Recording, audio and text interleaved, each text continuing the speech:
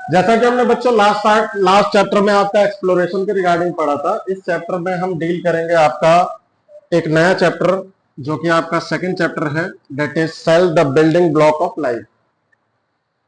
देखिए, ये चैप्टर थोड़ा सा आपका बायोलॉजी के रिगार्डिंग आपके बेसिक्स क्लियर करेगा, और मैं आपको ये भी बोलूंगा कि अगर आपको बायोलॉजी पढ़नी है तो ये चैप्टर उसके लिए बैकबोन साबित होगा। तो इसमें आपके अलग अलग चैप्टर्स, इस चैप्टर में अलग अलग टॉपिक्स को इन्होंने ब्रीफली आपके एनसीईआरटी ने एक्सप्लेन किया हुआ है। कई ऐसे एग्जांपल्स भी दिए हैं, कई ऐसे नोटेशंस भी हैं जिनको हम वन बाय वन करके यहाँ पे डील करेंगे। जैसा कि अगर मैं आपकी इनिशियली बात करूं इस चैप्टर में, तो ओरिजिन ऑफ लाइफ के रिगार्डिंग बताया गया। देखिए, मैं आपको एक बेसिक बात बताना चाहता हूं कि अगर मैं ओरिजिन ऑफ लाइफ की बात करूं तो लाइफ का ओरिजिनेशन कहां से हुआ। तो आपकी एनसीईआरटी के अकॉर्डिंग ये मेंशन है कि लाइफ का ओरिजिन जो है वो आपको वाटर से हुआ। वाटर से कहने का मेरा मतलब ये है कि अगर मैं अर्थ की बात करूं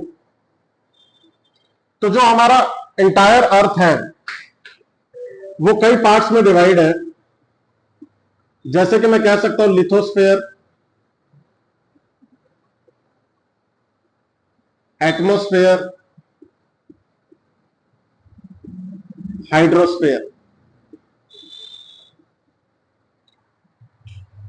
जैसे लिथोस्फेयर की अगर मैं बात करूं तो ये रिलेटेड टू लैंड है, एटमॉस्फेयर रिलेटेड टू एयर है, ऐसी hydrosphere is related to water है। बच्चों, मैं आपको बता देना चाहता हूं कि काफी बिलियंस ईयर अगो, अगर मैं बहुत साल पहले की बात करूं, तो जो हमारा अर्थ है ये एक लावा टाइप था। लावा का मतलब आपको पता है कि हॉट एंड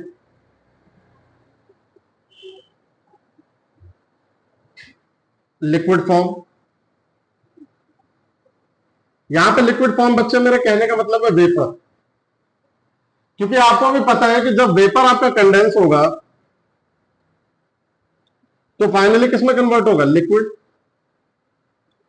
तो हम ये कह सकते हैं थाउजेंड्स ऑफ केल्विन जब हमारे अर्थ की फॉर्मेशन हुई होगी तो थाउजेंड्स ऑफ केल्विन इसका टेम्परेचर रहा होगा।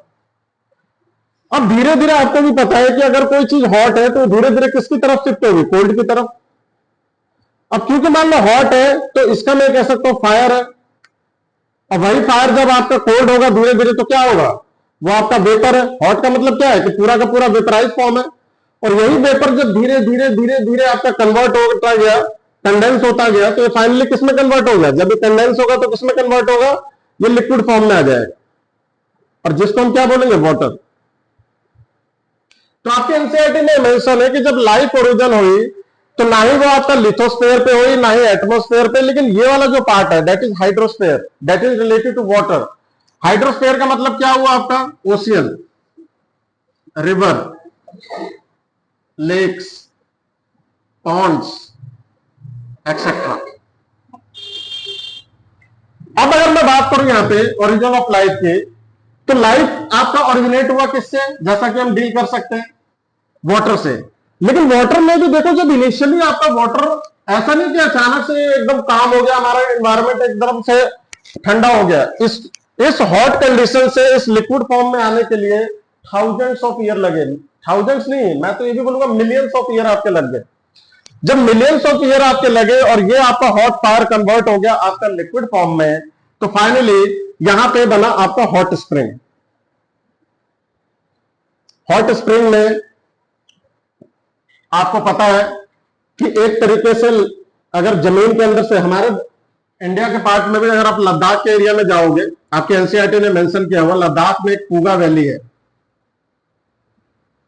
तो आप अभी भी अगर कोई किसी ने विजिट किया हो या विजिट करना चाहे तो लद्दाख में अगर आप पूगा वैली में जाओगे तो वहां पे आप देखोगे कि जगह जगह पे आपके गर्म गर्म पानी निकलता है वहां पे। हालांकि लद्दाख पूरा का पूरा क्या है, ड्राई एंड कोल्ड एटमॉस्फेयर है वहां का, लेकिन लद्दाख में अगर आप पूगा वैली में चले जाओगे तो वहां आपको जगह जगह पर हॉट वाटर निकलता हुआ ओरिजिन आपको दिखाई देगा।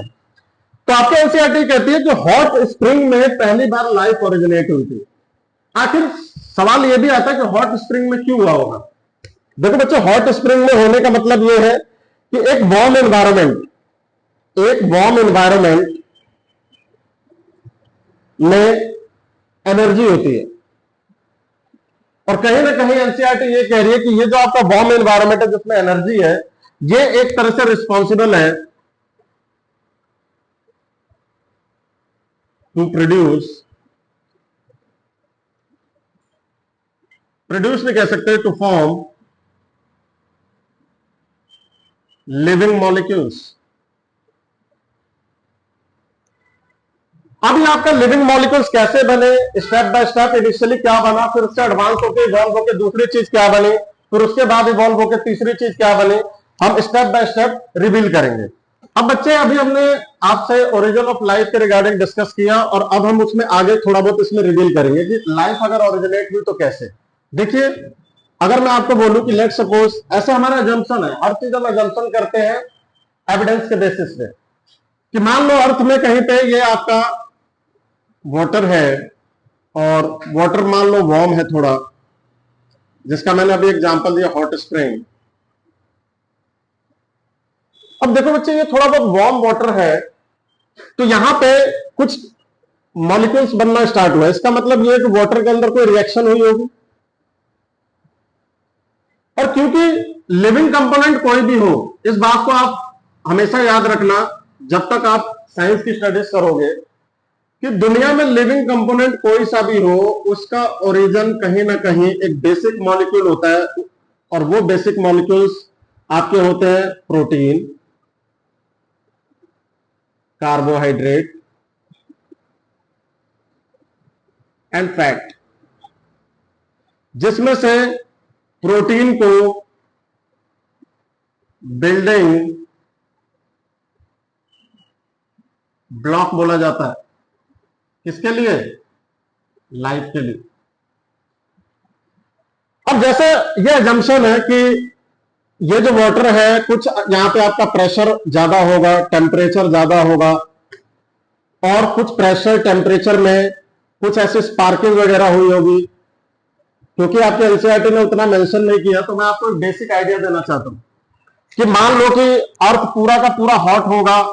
हॉट में जब ये धीरे धीरे हॉट आपका कंडेंस हुआ, और ये धीरे धीरे आपका वेपर वाटर के फॉर्म में कन्वर्ट हुआ, फिर ये वाटर धीरे धीरे कूल हुआ, जिसको हमने हॉट स्प्रिंग बोल दिया।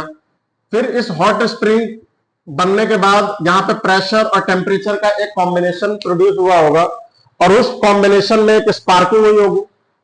उस स्पार्किंग का मतलब क्या है कि एक्सटर्नल सोर्स ऑफ एनर्जी मिला होगा, वहां पे वाटर में कुछ रिएक्शन हुई होगी। क्यों? क्योंकि बच्चे, आप इस 9th क्लास में आप ये भी पढ़ेंगे, या 10th क्लास में इसको और रिवील कर पाएंगे, कि हमारे पीरियोडिक टेबल, जिसमें आज की डेट में 118 एलिमेंट डिस्कवर है, तो कहीं ना कहीं हम ये कह सकते हैं कि अचानक से तो एलिमेंट बने नहीं। इनिशियल स्टेज पे जब हमारे अर्थ की फॉर्मेशन होगी, तो ये सारे के सारे एलिमेंट्स उसमें प्रेजेंट होंगे उस टाइम पे। क्या क्या? जैसे कि कार्बन रहा होगा, हाइड्रोजन रहा होगा, नाइट्रोजन रहा होगा, ऑक्सीजन रहा होगा। ये जो 4 कंपोनेंट है बच्चे, ये कहीं ना कहीं आपके लिविंग कंपोनेंट्स बनाने के लिए रिस्पॉन्सिबल होते हैं। जैसे कार्बन है तो कार्बोहाइड्रेट बनेगा। कार्बोहाइड्रेट का फॉर्म क्या होता है? जैसे ग्लूकोज। ग्लूकोज का फॉर्मूला देखिए C6H12O6। अगर आप इसको यहां से रिलेट कर पाए तो देखिए CHO, carbon hydrogen oxygen, carbon hydrogen oxygen की मदद से कहीं ना कहीं एक लिविंग मॉलिक्यूल आपका बन रहा है।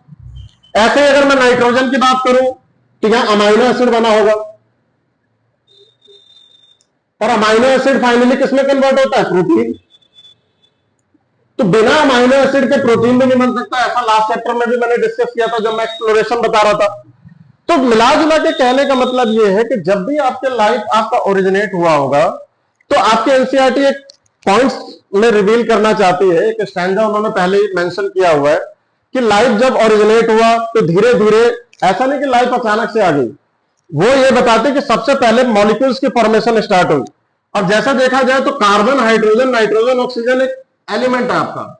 अगर सिंगल फॉर्म में ले लूं तो एटम है, लेकिन वही आपका कार्बन के 6 एटम या हाइड्रोजन के 12 एटम और ऑक्सीजन के अगर 6 एटम कंबाइन हो जाए तो कहीं ना कहीं ग्लूकोज बना दे। तो ये क्या बना इनिशियल? मॉलिक्यूल बना, और मॉलिक्यूल से फिर लाइफ आपका आगे आगे स्टार्ट हुई। अब वो कैसे हुई जरा उसको भी हम देख लेते हैं। जैसे कि अगर मैं टिपिकल सेल की बात करूं तो जैसा कि एटम के बारे में मैंने लास्ट चैप्टर में डिस्कस किया, तो सेल में भी ऐसा होता है, सेंटर में आपका एक न्यूक्लियस होता है और बाहर एक मेम्ब्रेन होती है बच्चे। लेकिन ऐसा नहीं है कि ये आपका पहले न्यूक्लियस बना और मेम्ब्रेन ये एक साथ आया होगा, नहीं। सबसे पहले बच्चे आपकी फॉर्मेशन हुई होगी न्यूक्लियस की, और ये जो बीच में होता है, ये मैंने लास्ट चैप्टर में भी डिस्कस किया था, इसको बोलते हैं साइटोप्लाज्म। मैंने ये भी बताया था cytoplasm plus nucleus equal to protoplasm. Cytoplasm plus nucleus equal to protoplasm, ये मैंने डिस्कस किया होगा लास्ट चैप्टर में। तो इसका मतलब ये है कि अगर मैं बोलूं सेल आपका क्या है, तो सेल एक तरीके से, सेल में क्या क्या कंपोनेंट है? सेल में आपका न्यूक्लियस है, प्लाज्मा मेम्ब्रेन है और सेल ऑर्गेनेल्स है। तो ये जो भी आपकी फॉर्मेशन हुई, ऐसा नहीं कि एक साथ बन गए, ये स्टेप बाय स्टेप इवॉल्व होता गया, एडवांसमेंट आती गई, मॉलिक्यूल्स की फॉर्मेशन होती गई और ये चीजें अपने आप डेवलप होती गई according to suitability of the environment. तो मैं यहां से ये कहना चाहता हूं कि जब आपका लाइफ जो है वो आपका वाटर में ओरिजिनेट हुआ, तो सबसे पहले न्यूक्लियस की फॉर्मेशन हुई। तो न्यूक्लियस कैसे बना होगा? तो न्यूक्लियस के अंदर ये जो आपका कंटेंट प्रेजेंट होता है, इसको हम बच्चे जेनेटिक मटेरियल कहते हैं। जेनेटिक मटेरियल, ये भी मैंने लास्ट क्लास में थोड़ा बहुत रिवील किया था आपको कि जो जेनेटिक मटेरियल्स होते हैं वो किसके बने होते हैं? Protein plus nucleic acid. तो कहीं ना कहीं मैंने अगर जो चीज भी बताया आपको, वो इसी पॉइंट पे आके खत्म हो जाता है कि लाइफ जो है वो कहीं ना कहीं एक जेनेटिक मटेरियल से स्टार्ट हुई होगी, और वो जेनेटिक मटेरियल बनने के लिए सबसे पहले क्या बना होगा? प्रोटीन और न्यूक्लिक एसिड। अब हम इसको पॉइंट बाय पॉइंट रिवील करेंगे। अब देखो बच्चे, हम जेनेटिक मटेरियल्स की बात कर रहे थे, तो उसको थोड़ा सा और एक्सपेंड करते हैं। जैसे मैंने आपको बताया कि ये आपका न्यूक्लियस है और न्यूक्लियस के अंदर ये आपका जेनेटिक मटेरियल।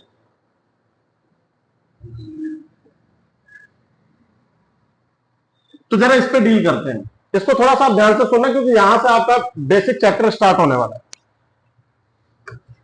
बच्चे अगर मैं बात करूं तो इस जेनेटिक मटेरियल को अगर मैं बाहर की तरफ थोड़ा एक्सप्लोर करना चाहूं तो कैसे हम इसके बारे में कुछ पॉइंट समझ सकते हैं, इसमें थोड़ा सा ध्यान दीजिएगा। जैसे लेट्स सपोज ये जेनेटिक मटेरियल है और मैंने इसको बाहर लाके इसको एक्सपेंड किया, तो अभी मैंने आपको रिवील किया था कि जो लाइफ ओरिजिनेट हुई वो किसके अंदर हुई? वाटर के अंदर। तो वाटर के अंदर बच्चे होता ही है कि सबसे पहले बना प्रोटीन। सबसे पहले क्या बना? प्रोटीन। और मान लो कि इनिशियली अगर कोई प्रोटीन बना होगा तो इस प्रोटीन को एक्सटर्नल डैमेज हो सकता था। एक्सटर्नल डैमेज होने की संभावना थी। अगर ये प्रोटीन बनते ही अगर रप्चर हो जाता तो फिर तो ये बनता रहता, टूटता रहता, बनता रहता, टूटता रहता, तो आगे की तरफ कोई चीज प्रोपेगेट हो ही नहीं पाती, आगे कुछ एडवांसमेंट आ ही नहीं पाती। तो इवोल्यूशन के बेसिस पे धीरे धीरे यह रिवील किया गया कि जब ये आपका प्रोटीन की फॉर्मेशन हुई तो इस प्रोटीन को प्रोटेक्ट करने के लिए वाटर के अंदर ही इसके चारों तरफ एक प्रोटेक्टिंग लेयर बनी। Protecting layer according to your NCERT. और ये जो बच्चे प्रोटेक्टिंग लेयर बनी, ये होता है आपका कैल्शियम कार्बोनेट का। आप केमिस्ट्री में इसको पढ़ोगे कि यही कैल्शियम कार्बोनेट को हम लाइमस्टोन बोलते हैं, मार्बल बोलते हैं। ठीक है जी। तो ये जो कैल्शियम कार्बोनेट होता है ये कैल्केरियस होता है। कैल्केरियस का मतलब ये आपका हार्ड एंड प्रोटेक्टिव होता है। तो कहीं ना कहीं जब ये आपका प्रोटीन बना तो इसके चारों तरफ एक बेसिक लेयर बनी जो कि आपका किससे बनी हुई है? कैल्शियम कार्बोनेट से। और ये कैल्शियम कार्बोनेट जो भी इसके अंदर मॉलिक्यूल्स थे, जो प्रोटीन थे, जो अमाइनो एसिड से मिलकर बने थे, उनको ये लेयर क्या कर रही होगी? ये लेयर उनको प्रोटेक्ट कर रही होगी। अच्छा, मैं ये कहना चाहता हूं आपसे कि जब आपका प्रोटीन बना होगा तो प्रोटीन बनने के बाद ये चीजें कैसे फॉलो हुई होंगी स्टेप बाय स्टेप, उसको मैं आपको 2-3 लाइन में रिवील करना चाहता हूं। आप थोड़ा सा ध्यान दीजिएगा। जैसे मैंने आपको बोला कि सबसे पहले आपका क्या बना होगा, तो आपने बोला कि बहुत बढ़िया प्रोटीन बना होगा। फिर यही प्रोटीन जब एडवांस हुआ होगा तो क्या बना होगा? तो ये प्रोटीन आपका बना होगा अमाइनो एसिड। सॉरी, मैंने बताया प्रोटीन का भी बेसिक यूनिट क्या होता है? Amino acid.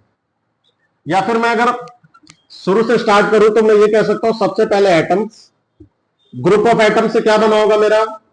Molecules. Group of molecule से क्या बना होगा मेरा?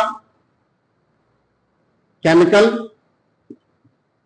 और फाइनली वो केमिकल किस टाइप का हो सकता है? अगर प्रोटीन की फॉर्मेशन करना है तो मैं कह सकता हूं कि अमाइनो एसिड। और अमाइनो एसिड से मेरा फाइनली क्या बना? प्रोटीन बना। फिर प्रोटीन से मुझे क्या मिला होगा?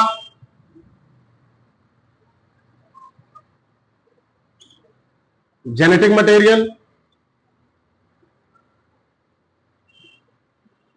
फिर जेनेटिक मटेरियल के बाद क्या बना? न्यूक्लियोइड। फिर न्यूक्लियोइड के बाद क्या बना? न्यूक्लियस। फिर न्यूक्लियस के बाद क्या बना होगा? साइटोप्लाज्म। साइटोप्लाज्म के बाद क्या बना होगा? Cell membrane. हालांकि न्यूक्लियस के बाद साइटोप्लाज्म बनने के लिए उससे पहले क्या बना होगा? तो एक न्यूक्लियर मेम्ब्रेन आई होगी, क्योंकि अभी मैंने कैल्शियम कार्बोनेट के बेसिस पर आपको बताया था कि कोई भी चीज कंप्लीट होती है तो उसके चारों तरफ एक प्रोटेक्टिंग लेयर चाहिए होती है मुझे। तो आप यहां पे देख सकते हैं कि ये जो आपका सेल मेम्ब्रेन है वो कहीं ना कहीं पूरा सेल को प्रोटेक्ट कर रही है, और वो जो न्यूक्लियर मेम्ब्रेन है वो कहीं ना कहीं न्यूक्लियस को प्रोटेक्ट कर रही है। अब जरा इस पूरे ये जो आपका स्टेप बाय स्टेप चीज बनी है, तो इसको हम एक सिंपल फॉर्मेट में ऐसे रिप्रेजेंट कर सकते हैं कि भाई सेंटर में न्यूक्लियस है, उसके चारों तरफ एक प्लाज्मा मेम्ब्रेन है। पीएम से बच्चे मैं प्लाज्मा मेम्ब्रेन दिखाऊंगा, और ये आपका न्यूक्लियस है। ये तो हमने बच्चे टिपिकली बता दिया कि ये सेंटर में आपका न्यूक्लियस है, ये आपका साइटोप्लाज्म है, और बाहर आपका प्लाज्मा मेम्ब्रेन है। और ये जो टोटल चीज साइटोप्लाज्म प्लस न्यूक्लियस जो होता है, इसको हम कहीं ना कहीं मिला के क्या बोल देते हैं? प्रोटोप्लाज्म। ये हम बात बोल सकते हैं। लेकिन ये जो चीजें बनी वो ऐसा नहीं कि एक दिन में बन गया। एटम से मॉलिक्यूल्स बनने में हजारों साल लग गए, मॉलिक्यूल से केमिकल को इवॉल्व होने में और हजारों साल लगे, फिर और हजारों साल, और हजारों साल, लाखों साल। तो कहीं ना कहीं यहां से एक सेल को बनने में मिलियंस ऑफ ईयर्स लग जाते हैं। तो ये आप देख सकते हो ये चीजें इतनी आसान नहीं है। Due to passage of time धीरे धीरे एटम्स इवॉल्व हुआ तो मॉलिक्यूल्स में कन्वर्ट हो गया, मॉलिक्यूल्स आपका केमिकल्स में, केमिकल्स जैसे कि अमाइनो एसिड से प्रोटीन, कार्बोहाइड्रेट होता तो कोई ग्लूकोज होता, और भी कोई कंपोनेंट बना होता तो वो कुछ और होता। तो कहीं ना कहीं आपका बेसिक जो है वो यहां से स्टार्ट कर सकते हैं कि अमाइनो एसिड से प्रोटीन, प्रोटीन से आपका जेनेटिक मटेरियल, जेनेटिक मटेरियल में हम जैसे कि पढ़ेंगे चैप्टर में डीएनए एंड आरएनए। तो ये जेनेटिक मटेरियल्स आपके बने, और फिर आपका न्यूक्लियोइड्स, तो न्यूक्लियर मेम्ब्रेन इस पे आ गई, तो वो आपका न्यूक्लियस। जैसे न्यूक्लियस है, इसको अगर मैं और रिवील करना चाहूं तो इसके अंदर बच्चे थ्रेड लाइक स्ट्रक्चर होता है जिसको नाम दिया जाता है क्रोमैटिन या क्रोमोसोम। इन दोनों में बेसिक डिफरेंस मैं आगे आपको रिवील कराऊंगा इस चैप्टर में। और ये आपके, अगर मान लो कि इसकी लेयर को मैं हटा दूं और सिर्फ ये विदाउट प्रोटेक्शन, तो इसको हम न्यूक्लियोइड बोल देते हैं। लेकिन जैसे ही इसके ऊपर अगर कोई लेयर आ जाती है तो वो आपका न्यूक्लियस हो जाता है, और एक तरह से ये पूरा का पूरा क्या हो जाता है? न्यूक्लियस की फॉर्मेशन होती है। और कहीं ना कहीं ये जो न्यूक्लियस होता है, आप आगे न्यूक्लियस में अलग से आपको टॉपिक बताऊंगा, ये control machinery of the cell कहा जाता है इसको, control machinery of the cell. तो कहीं ना कहीं आप देख सकते हो कि एक एटम से सेल मेम्ब्रेन बनने के बाद फाइनली हम ये कह सकते हैं कि हमारा एक सेल कंप्लीट हो गया। अब ये बच्चे जो सेल होते हैं, ये एक सिंगल सेल सारी एक्टिविटीज को परफॉर्म कर सकता है। तो हम अब स्टार्ट करने जा रहे हैं बच्चे आपका चैप्टर जो है सेल, और यहां से मैं आपको सेल डिस्कस करना स्टार्ट करूंगा। अब बच्चे क्योंकि हम सेल बताने जा रहा हूं मैं आपको डीपली, तो आप थोड़ा सा यहां पे फोकस के साथ सुनिएगा क्योंकि ये काफी इंपॉर्टेंट है। अब देखो बच्चे, cell on the basis of advancement और फॉर्मेशन दो तरह के होते हैं। एक आपका सेल होता है यूनिसेलुलर, और बच्चे दूसरा सेल होता है आपका मल्टीसेलुलर। जरा दोनों में हम डिफरेंस समझेंगे। पहले मैं आपको यूनिसेलुलर डिस्कस करूंगा और उसके बाद हम मल्टीसेलुलर पे आएंगे। बच्चे नाम ही आपको काफी है डिफाइन करने के लिए। यूनि का मतलब होता है सिंगल, और सेलुलर मतलब सेल। कहने का मतलब ये बच्चे कि वैसे सेल, वैसे ऑर्गेनिज्म जो सिंगल सेल से बने हो उनको हम यूनिसेलुलर ऑर्गेनिज्म बोलेंगे। मेरा यहां पे बच्चे यूनिसेलुलर ऑर्गेनिज्म कहने का मतलब ये है कि हमारे एनवायरनमेंट में ऐसे भी ऑर्गेनिजम्स हैं जिनकी बॉडी एक सिंगल सेल से बनी हुई है, और वो आपका सिंगल सेल से जो बनी हुई है वो कहीं ना कहीं अपनी बॉडी का इंटायर बेसिक फंक्शन को परफॉर्म करते हैं। जैसे कि यूनिसेलुलर ऑर्गेनिज्म के कुछ एग्जांपल आप कह सकते हो, जैसे कि बैक्टीरिया, प्रोटोजोअन्स, और कुछ अदर माइक्रोब्स भी। स्पेशली ये दो होते हैं, लेकिन इसके भी कुछ एग्जांपल्स हैं।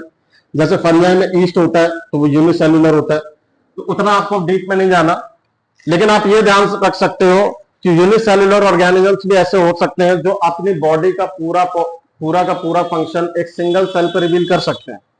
जैसे कि बच्चों में एक टिपिकल बैक्टीरिया की बात करूं, ये आपका बैक्टीरिया है, तो क्या ये बैक्टीरिया सिंगली सरवाइव कर सकता है? तो बिल्कुल, बैक्टीरिया आपके यूनिसेलुलर होते हैं, और यूनिसेलुलर में भी जो बच्चे जो पहले बने हो प्रिमिटिव, उनको हम बोलते हैं प्रोकैरियोट्स।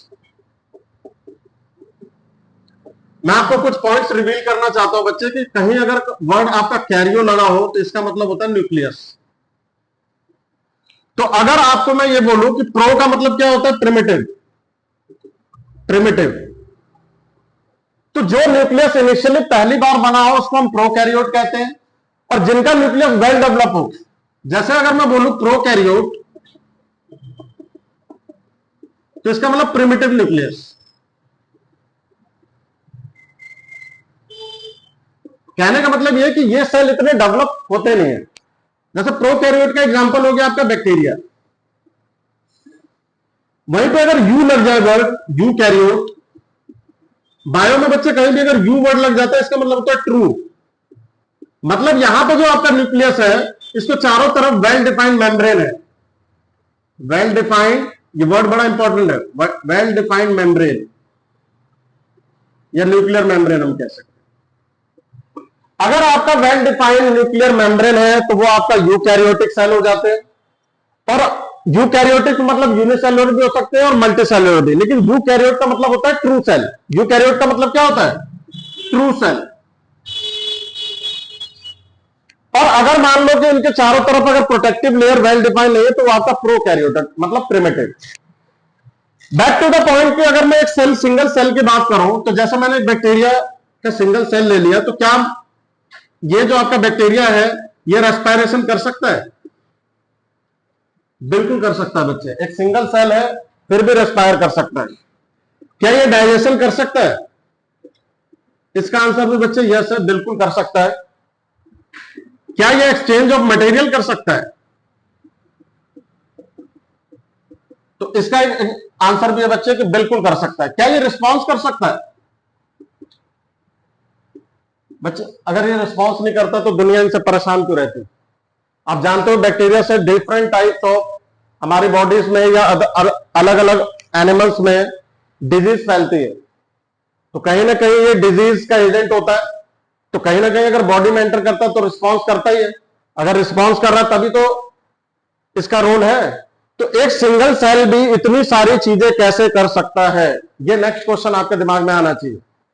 तो ये एक सिंगल सेल बेसिक फंक्शंस कैसे परफॉर्म करता है वो मैं आपको स्टेप बाय स्टेप इसके आगे बताता हूं। अब देखो बच्चे, आखिर ये एक सिंगल सेल आपका कैसे परफॉर्म कर सकता है चीजों को, तो उसके लिए इनके पास बच्चे लेवल ऑफ ऑर्गेनाइजेशन होता है, लेवल ऑफ ऑर्गेनाइजेशन। हालांकि लास्ट चैप्टर में भी मैंने रिवील किया था जब एक्सप्लोरेशन पढ़ाया था। मैं आपको यह जरूर बोलूंगा कि इस चैप्टर से पढ़ने से पहले आप एक्सप्लोरेशन वाला चैप्टर नंबर 1 जरूर पढ़ें, क्योंकि वहां पे कहीं ना कहीं पूरे बुक का मैंने एक बेसिक मैनिपुलेट किया हुआ है। मैनिपुलेट इन द सेंस आपको एक बेसिक, उसमें जो भी आपके टॉपिक्स इस 13 के 13 चैप्टर इस बुक में रिवील होने वाले हैं उनके बारे में बेसिक आइडिया आपको वहां पे मेंशन है। तो मैं आपसे जरूर आप लोगों से ये रिक्वेस्ट करूंगा कि ये चैप्टर पढ़ने से पहले मैं बोलूंगा कि लिंक में इसको डाल दिया जाए, फर्स्ट चैप्टर का भी लिंक वहां पर प्रोवाइड कर दिया जाए, उसको जरूर पढ़ें जब भी आपके पास समय हो। अब देखो लेवल ऑफ ऑर्गेनाइजेशन की अगर मैं बात करूं तो लेवल ऑफ ऑर्गेनाइजेशन में बच्चे अभी हम पहुंचे कहां तक, एक सेल तक पहुंचे। अब ये जो सेल है बच्चे, यही जब कंबाइन हो जाता है तो ये टिश्यू बनाता है। ये लास्ट चैप्टर में मैंने रिवील किया होगा। यही टिश्यू आपका ग्रुप ऑफ टिश्यू क्या बना देते हैं, ऑर्गन, और यही ग्रुप ऑफ ऑर्गन आपके क्या बना देंगे, ऑर्गन सिस्टम। और यही जब आपका ऑर्गन सिस्टम एक दूसरे में कंबाइन हो जाता है तो पूरा का पूरा क्या हो जाता है, फंक्शन और ऑर्गेनिज्म वहां पे कंप्लीट होता है और अपने बेसिक फिजियोलॉजी परफॉर्म करता है। अब देखो मेरे कहने का मतलब यह है कि टिश्यू से यहां पे ये ऑर्गन की फॉर्मेशन हुई, जरा ध्यान देना यहां पे। तो जैसे मैं कुछ ऑर्गन्स की बात करता हूं, जैसे ऑर्गन आप कह सकते हो लिवर आपका एक ऑर्गन है, हार्ट आपका एक ऑर्गन है, लंग्स आपका एक ऑर्गन है, किडनी आपका एक ऑर्गन है। जरा देखते हैं इसके बारे में। जैसे मैं बच्चे लिवर की बात करूं तो लिवर के अंदर जो बेसिक सेल्स होते हैं उनको हम बोलते हैं हेपेटिक सेल, हेपेटिक सेल। अब देखो जरा यहां पे ध्यान देना बच्चे, यहां पे जैसे आपका हेपेटिक सेल्स बहुत सारे कंबाइन हो जाएंगे तो क्या बना देंगे, हेपेटिक टिश्यू। हेपेटिक टिश्यू जब बहुत सारे कंबाइन हो जाएगा तो फाइनली बनाएगा लिवर, और वो लिवर एक तरह से सारे ऑर्गन से कनेक्ट होकर क्या बना देगा, ऑर्गन सिस्टम। और फाइनली आप एक ऑर्गेनिज्म, जैसे मेरे अंदर भी लिवर है, आपके अंदर भी लिवर है, वो एक आपका बेसिक फिजियोलॉजी परफॉर्म। कहने का मतलब यह कि जो भी लिवर का फंक्शन डिसाइडेड है बॉडी में वो कहीं ना कहीं परफॉर्म करेगा। सिमिलरली अगर मैं हार्ट की बात करूं बच्चे, तो हार्ट में कौन सा सेल पाया जाता है, कार्डियक टिश्यू या कार्डियक सेल। तो जैसे कार्डियक सेल्स क्या होंगे, एक स्पेशल टाइप ऑफ सेल है जो सिर्फ और सिर्फ कहां पाया जाएगा, हार्ट में। और यही जब आपके कार्डियक सेल्स कंबाइन हो जाएंगे तो क्या बना देगा, कार्डियक टिश्यू। कार्डियक टिश्यू से फाइनली एक ऑर्गन बनेगा मेरा हार्ट, और वो हार्ट आपको पता है पूरी बॉडी को कोऑर्डिनेशन में कितना मदद करता है। इसीलिए हार्ट का फंक्शन हम बोल सकते हैं, जैसे लिवर का फंक्शन क्या है, डिटॉक्सिफिकेशन, और क्या फंक्शन है, डाइजेशन ऑफ लिपिड्स। लिपिड्स बच्चे फैट को बोला जाता है, बायो में फैट्स को हम लिपिड की फॉर्म में लिखते हैं। ऐसे ही हार्ट की अगर मैं बात करूं तो ये आपका क्या है, एक ऑर्गन है, और ये कार्डियक टिश्यू से बना, और इसका फंक्शन क्या है, पंपिंग। आपको पता है कि हार्ट आपका एक पंपिंग ऑर्गन है जो अलग अलग लेवल पे अलग अलग पार्ट ऑफ बॉडी में ब्लड का संचालन करने में मदद करता है। ऐसी लंग्स की बात करो बच्चे, तो लंग्स किससे बना होगा, इसका बेसिक यूनिट होता है एल्वेलाई। तो ग्रुप ऑफ एल्वेलाई क्या है, तो एल्वेलाई टिश्यू होता है। और ये टिश्यू कैसे बना होगा, तो कहीं ना कहीं यहां पे क्यूबॉइडल बच्चे सेल्स होते हैं, और वो क्यूबॉइडल सेल्स फाइनली एल्वेलाई में कन्वर्ट होता है, और वो एल्वेलाई फाइनली आपका एक ऑर्गन बना देगा लंग्स। और लंग्स का फंक्शन, जैसे लिवर का फंक्शन ये है, हार्ट का फंक्शन पंपिंग है, तो लंग्स का फंक्शन क्या होता है, एक्सचेंज ऑफ गैसेस। ऐसे किडनी का फिल्ट्रेशन एंड एक्सक्रीशन। ये आप आगे जाकर पढ़ोगे भी, जैसे जैसे आप पढ़ते चले जाओगे ये चीजें आप डिटेल्स में एनालिसिस करोगे। जैसे किडनी का मैं बताना भूल गया कि किडनी की अगर बेसिक बात करूं तो यहाँ पे क्या है, नेफ्रॉन्स, ये इनके बेसिक यूनिट होते हैं। Nephron is the basic unit of kidney. तो मैं यहां से ये कह सकता हूं कि कहीं ना कहीं बेसिक चीजों के कॉम्बिनेशन से कॉम्प्लेक्स चीज की फॉर्मेशन होती है, और ये जो बेसिक चीज है वो कहीं ना कहीं कहां से स्टार्ट होता है, सेल से। तो कहीं ना कहीं हम ये चैप्टर सेल पढ़ रहे हैं तो हमारे माइंड में एक ओवरव्यू होना चाहिए कि आखिर सेल पढ़ने का रोल क्या है। जब तक आप सेल को नहीं समझेंगे तब तक आपको आगे की कहानी समझ में आएगी कि बिना सेल की मदद से ये चीजें नहीं समझी जा सकती। तो इसीलिए सेल को आपकी एनसीईआरटी ने एक बड़े अच्छे लाइन से नवाजा है। आप देख सकते हैं यहां पे लिखा है कि cell the building block of life. आपको यह पता है कि लाइफ को कोऑर्डिनेट करने के लिए ये सारी चीजें बहुत जरूरी है। हालांकि मैंने ये 3-4 ही आपको एग्जांपल दिए हैं, हमारी बॉडी में हंड्रेड्स ऑफ ऐसे एग्जांपल है जिससे हमारी बॉडी में कोऑर्डिनेशन होता है। और वो सारा का सारा कोऑर्डिनेशन किसकी वजह से हो सकता है? फाइनली एक सेल के फॉर्मेशन से। और सेल एक तरह से कंट्रोल मशीनरी होती है पूरी बॉडी की। कहने का मतलब ये है कि अगर मैं आपसे ये बोलूं कि अगर आपको घर बनाना है तो बताना घर ऐसे तो नहीं बना दोगे, कहीं ना कहीं क्या करता है जो मिस्त्री होता है, एक एक ईंट जोड़ता है। और वही एक दिन क्या होता है, ईंट जोड़ते जोड़ते एक दीवार बनती है, दीवार जोड़ते जोड़ते कहीं ना कहीं सीलिंग होती है, सीलिंग होते होते फ्लोर का काम पूरा जब हो जाता है तो फाइनली अगर आपको एक क्या मिलता है, एक कंप्लीट हाउस मिलता है। ऐसे अगर मैं यहां पर खड़ा हूं और ये मैं कंप्लीट ऑर्गेनिज्म हूं तो कहीं ना कहीं कंप्लीट ऑर्गेनिज्म मेरे होने के पीछे जो बेसिक यूनिट है वो कहीं ना कहीं आपका सेल होता है। तो आपको इस चैप्टर में सिर्फ और सिर्फ सेल और उसके कंपोनेंट्स के बारे में दिया गया है। इसके अलावा अगर आपको कुछ पढ़ना है तो आप धीरे धीरे आप जैसे जैसे आपके नए नए चैप्टर्स आएंगे आप उसको रिवील करते जाओ। अब देखो बच्चे, अभी मैंने आपको बताया कि सेल कितना इंपॉर्टेंट है, तो इसको अब हम स्टेप बाय स्टेप सेल्स के बारे में समझना स्टार्ट करेंगे। देखो बच्चे, सेल जो है वो पहली बार जिन्होंने इसकी खोज की थी उनका नाम था रॉबर्ट हुक। आपकी एनसीईआरटी में मैं सारे बच्चों से ये जरूर बोलूंगा कि वीडियो देखने के बाद या वीडियो देखने से पहले आप एनसीईआरटी को भी गो थ्रू जरूर करें। तो आपकी एनसीईआरटी में मेंशन है कि रॉबर्ट हुक साहब ने सेल की डिस्कवरी की थी आपका 1665 में। कब की थी? 1665 में। रॉबर्ट हुक साहब ने इसकी डिस्कवरी कैसे की थी? तो उन्होंने बच्चे एक बार्क लिया था। बार्क ये कह सकते हैं, बार्क भी लिया था, एक तरह से हम ये कह सकते हैं कि जो आपकी पेड़ होता है, जैसे कोई ट्री है तो ये आपका स्टेम वाला पार्ट होता है। तो स्टेम में उन्होंने एक यहां पे छोटा सा पील लिया था। पील कहते हैं बच्चे छोटे से पार्ट को। और उस पील को जब उन्होंने स्टडी किया तो उन्होंने देखा कि इसमें छोटे छोटे कंपार्टमेंट्स हैं। और उन्होंने देखा कि छोटे छोटे कंपार्टमेंट मिलकर ये एक आपका ग्रुप ऑफ टिश्यू की फॉर्मेशन कर रहे हैं। तो वहां से ये डिसाइड हुआ कि कहीं ना कहीं जो बेसिक यूनिट ऑफ लाइफ है वो आपका क्या है, सेल। और जिसकी सबसे पहले खोज किसने की? रॉबर्ट हुक ने। और बच्चे, ये जो स्टेम वाला जो पार्ट होता है इसको हम बार्की बोलते हैं और ये आपका एक तरह से डेड सेल होता है। तो अगर आपसे कोई बेसिक ये पूछ दे कि क्या सेल की डिस्कवरी लिविंग सेल से की गई थी या डेड सेल से, तो बच्चा सबसे पहले जो सेल की डिस्कवरी है वो आपका डेड सेल से की गई थी। कब की गई थी? 1665 में। किसने की थी? रॉबर्ट हुक साहब ने की थी।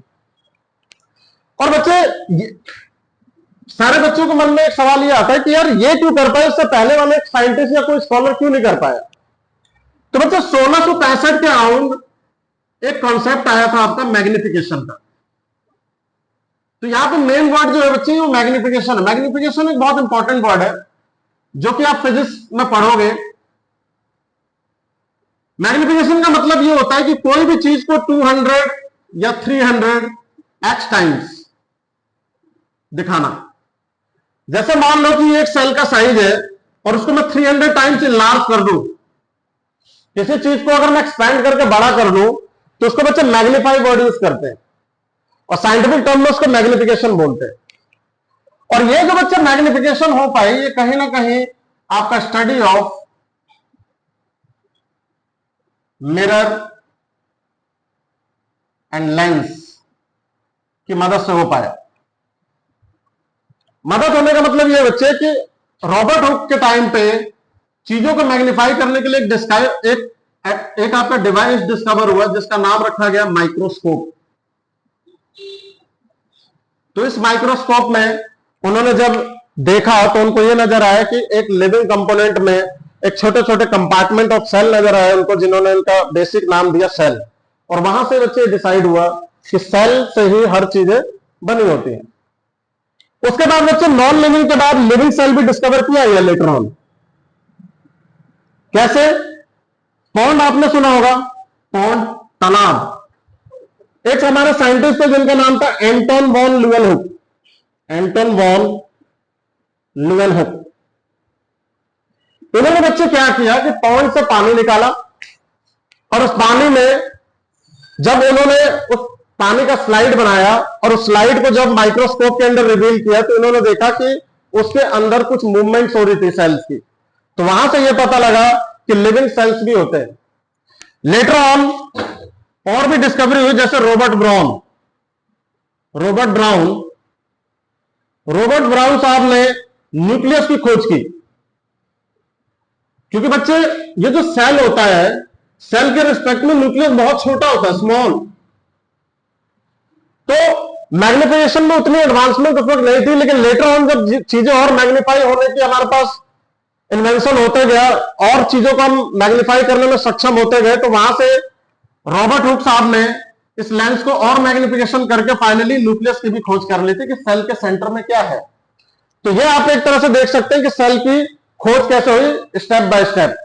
और यहां से मैं ये भी कहूंगा कि सेल की डिस्कवरी के पीछे सबसे बड़ा बच्चे रोल किसका है, तो वो आपका माइक्रोस्कोप का है। तो माइक्रोस्कोप का मतलब ये है कि फाइनली टेक्नोलॉजी का यूज करके ये चीजों को रिवील किया जाता है। अब बच्चे सेल की डिस्कवरी के पीछे जैसा कि हमने जाना कि सबसे बड़ा रोल किसका, माइक्रोस्कोप का। अब जरा माइक्रोस्कोप के बारे में बच्चे हम थोड़ा रिवील करेंगे। माइक्रोस्कोप किससे बना होता है, तो ये बना होता है बच्चे आपका कॉम्बिनेशन ऑफ लेंसेज से। अगर आप अपने एनसीईआरटी में माइक्रोस्कोप का डायग्राम देखें तो आपको नजर आएगा कि वहां पे दो चीज होता है। एक आपका ट्यूब टाइप होता है जहां से एक इंसान देख सकता है, और बच्चे इस वाले लेंस को बोलते हैं आईपीस। और एक नीचे स्टैंड होता है जहां पे हम स्पेसिमेन को रख के उस लेंस के नीचे ऑब्जर्व करते हैं, इसको हम बोलते हैं बच्चे ऑब्जेक्टिव पीस। मेरे कहने का मतलब ये बच्चे कि जैसा कि मैंने मान लिया कि ये जो आपका ऑब्जेक्टिव पीस लेंस है, इसकी मैग्नीफाइंग पावर है, मैंने मान लिया कि 20 टाइम्स, 20x। और बच्चे आई पीस का जो लेंस है, इसकी मैग्नीफाइंग पावर है लेट्स सपोज 10x। ये क्या डिफाइन कर रहा है यहां पे बच्चे? ये यहां पे ये डिफाइन कर रहा है कि किसी चीज को अगर आपने ऑब्जेक्टिव लेंस के नीचे रखा तो उस चीज का साइज देखने के बाद 20 गुना बड़ी हो गई। ऐसे ही ये क्या आपका डिफाइन कर रहा है, ये डिफाइन ये कर रहा है कि आई पीस लेंस के नीचे किसी भी चीज को अगर आप देख रहे हो तो उसका साइज आपको वो 10x करके दिखाएगा। इट मींस जो टोटल मैग्निफिकेशन का जो कॉन्सेप्ट है यहां पे, वो बच्चे हो गया आपका आई पीस मल्टीप्लाई ऑब्जेक्टिव पीस। कहने का मतलब यह है कि आई पीस से अगर मैग्निफिकेशन आपका 10x हो रहा है और ऑब्जेक्टिव पीस से मैग्निफिकेशन कितना हो रहा है, 20x हो रहा है, तो नेट कितना हो गया आपका 200x। इसका मतलब यह है कि आप यहां पे एक लेंस का कॉम्बिनेशन की स्टडी देख सकते हैं कि हमने 10x का लेंस लिया और ये 20x का लेंस लिया, लेकिन इसकी एफिशिएंसी और इसके कंपैरिजन में देखा जाए तो ये 20 टाइम्स ज्यादा हो गया और इसके कंपैरिजन में देखा जाए तो ये 10 टाइम्स ज्यादा हो गया। लेकिन हमने लेंस कितना लिया, 2 ही। तो कहीं ना कहीं ऐसे चीजें मैग्नीफाई होती चली गई। अगर लेट सपोज यहां मैं 30x ले लूं और यहां 20x ले लूं तो 600 टाइम्स हो जाएगा। तो यहां से ये बात रिवील हो पाई कि जैसे जैसे मैग्नीफाइंग पावर हम बढ़ाते चले गए, चीजें और ज्यादा क्लियर होती चली गई और डिस्कवरी का लेवल और ज्यादा आपका एनहेंस हो गया। तो हम ये कह सकते हैं कि सेल, क्योंकि सेल को हम नेकेड आई से नहीं देख सकते, तो उसके बेसिस पे भी हमने ऑर्गेनिजम्स को डिफाइन किया हुआ है। जैसे अभी मैंने आपको रिवील किया था कि एक यूनिसेलुलर ऑर्गेनिज्म होते हैं और एक आपका मल्टी सेलुलर होते हैं। मल्टी सेलुलर का एग्जांपल जैसे मैं सामने आपके खड़ा हूं, ह्यूमन हो सकता है, फ्रॉग हो सकता है, बर्ड्स हो सकते हैं, फिश हो सकते हैं, जिसको आप देख सकते हो। मल्टी सेलुलर का मतलब क्या है, नेकेड आई। ऐसे ऑर्गेनिज्म जिनको आप अपनी खुली आंखों से देख सकते हो उसको हम मल्टी सेलुलर ऑर्गेनिज्म कहते हैं। इनको देखने के लिए आपको इस डिवाइस का यूज करने की जरूरत नहीं होती। लेकिन अगर आप यूनिसेल्युलर ऑर्गेनिज्म के बारे में अगर आप स्टडी करना चाहते हो या जानना चाहते हो तो इसको स्टडी करने के लिए आपको माइक्रोस्कोप की नीड होती है। तो यूनिसेल्युलर का एग्जांपल मैं दे चुका हूं, जैसे कि बैक्टीरिया, प्रोटोजोआस एक्सेट्रा। तो इनकी अगर आपको स्टडी करनी है तो बच्चे यहां पे आपको इसमें देखना पड़ेगा, इनको माइक्रोस्कोप में।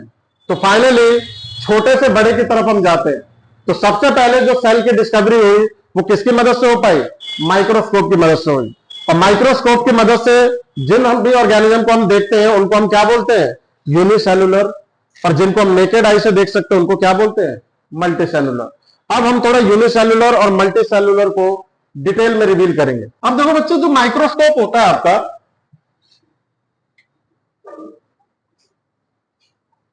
वो 3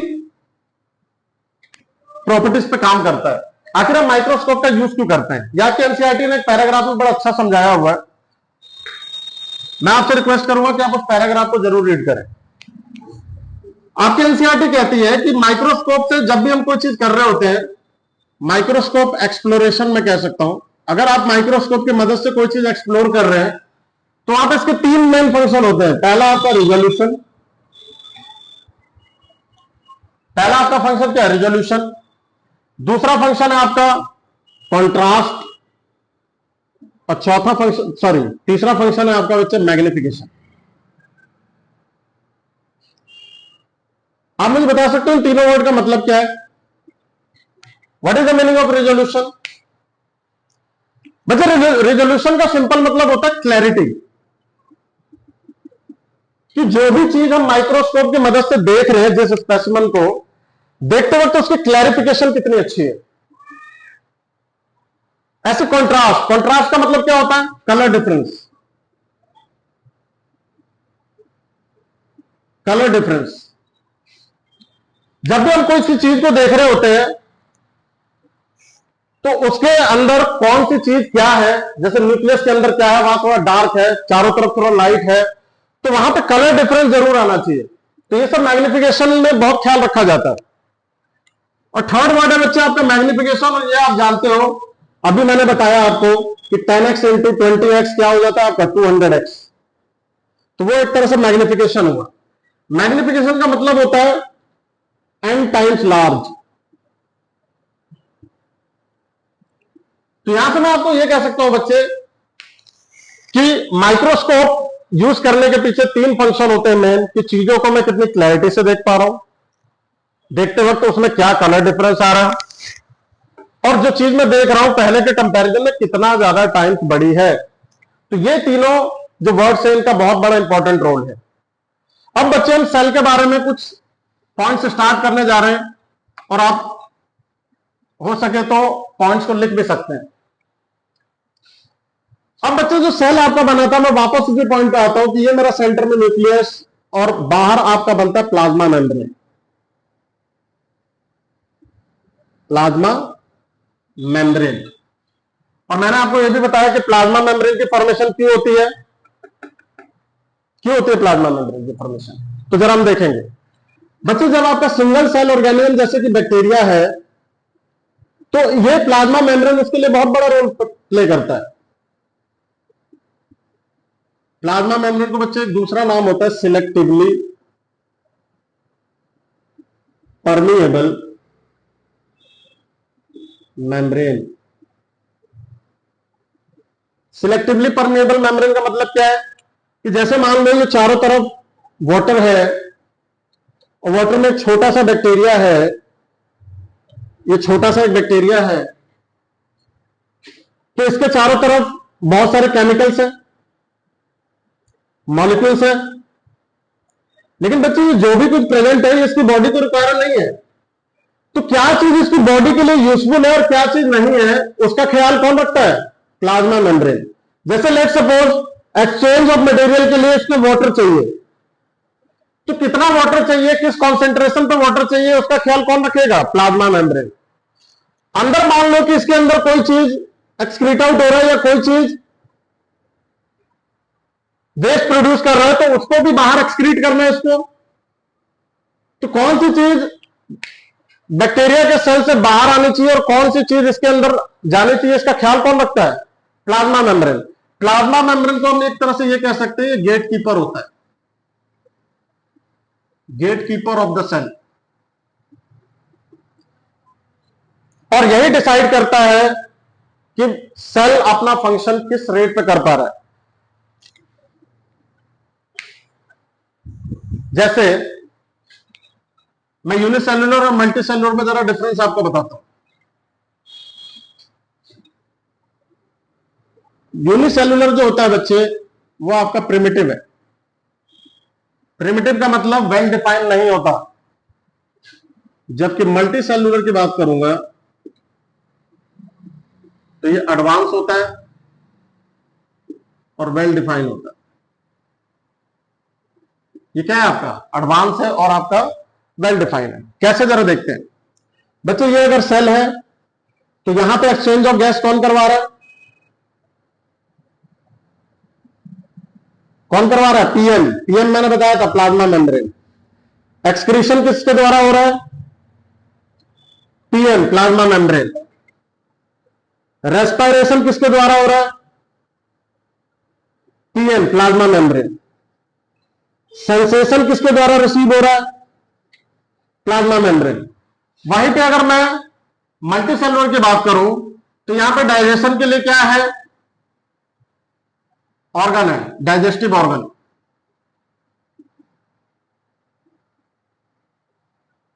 रेस्पिरेशन के लिए क्या है? तो बच्चे लंग्स है। सर्कुलेशन के लिए क्या है? हार्ट है। एक्सक्रीशन के लिए क्या है? किडनी है। तो यहां से आप बच्चे एक बेसिक चीज समझ सकते हैं कि यूनिसेल्युलर भी सारे फंक्शंस परफॉर्म कर रहा है, लेकिन वो आपका क्या है? वो वेल डिफाइंड नहीं है। जबकि मल्टीसेल्युलर एक एडवांस फिनोमिना होता है जिसमें हर चीज क्या है? वेल डिफाइंड है। अगर डाइजेशन करना है तो उनके लिए स्पेसिफिक ऑर्गन है, जैसे कि स्टमक, इंटेस्टाइन। रेस्पिरेशन करना है तो उसके लिए भी एक स्पेसिफिक ऑर्गन है, डेट इज लंग्स। सर्कुलेशन कर रहा है तो उसके लिए भी एक स्पेसिफिक ऑर्गन है, डेट इज हार्ट, पंपिंग। और एक्सक्रीशन है तो उसके लिए भी एक आपका बेसिक ऑर्गन है। लेकिन यहां पे क्या कोई वेल डिफाइंड ऑर्गन है? नहीं है। यहां पे सेलुलर लेवल ऑफ ऑर्गेनाइजेशन है। यहां पे आप क्या कह सकते हो? Cellular level of organisation. जहां पे सेलुलर लेवल ऑफ ऑर्गेनाइजेशन है उसको हम यूनिसेल्युलर बोलेंगे, और जहां पे ऑर्गन लेवल ऑफ ऑर्गेनाइजेशन है वहां पे हम मल्टी सेलुलर बोलेंगे। अब देखो बच्चे, हम plasma membrane versus cell wall के बारे में मैं आपको कुछ बेसिक बातें बताना चाहूंगा। आप ध्यान से सुनना बच्चे। दोनों के दोनों आपके लिविंग कंपोनेंट्स के पार्ट होते हैं, लेकिन जरा डिफरेंस समझेंगे और हम एक डीप एनालिसिस करेंगे प्लाज्मा मेम्ब्रेन के बारे में। तो प्लाज्मा मेम्ब्रेन के रिगार्डिंग आपको जो भी यूजफुल पॉइंट्स लिखने हो आप यहां पर लिखते चलेंगे साथ साथ में। जैसे बच्चे प्लाज्मा मेम्ब्रेन के लिए सबसे बड़ा पॉइंट है वो मैंने बताया, सिलेक्टिवली परमेएबल मेम्ब्रेन। मतलब कुछ यूजफुल चीजों को ही ये आपको सेल के अंदर एंट्री होने देता है या सेल से बाहर जाने देता है। दूसरी चीज बच्चे ये होती है कि जो प्लाज्मा मेम्ब्रेन बना होता है वो किससे बना होता है? Protein and lipids. तीसरी चीज बच्चे, ये इसकी खोज किसने की थी? तो इसकी खोज की थी आपके सिंगर एंड निकल्सन।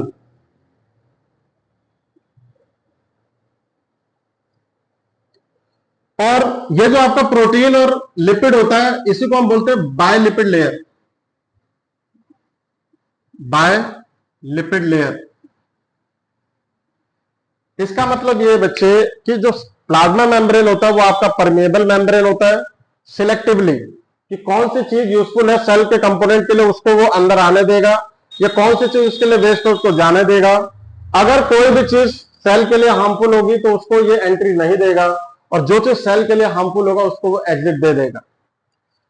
बच्चे प्लाज्मा मेम्ब्रेन की वजह से कुछ फिनोमेना होता है सेल्स के अंदर जिसको हम बोलते हैं ऑस्मोसिस, एंड डिफ्यूजन। बच्चे डिफ्यूजन जो टर्म है वो सिर्फ एयर मॉलिक्यूल्स के लिए डिफाइन किया गया है,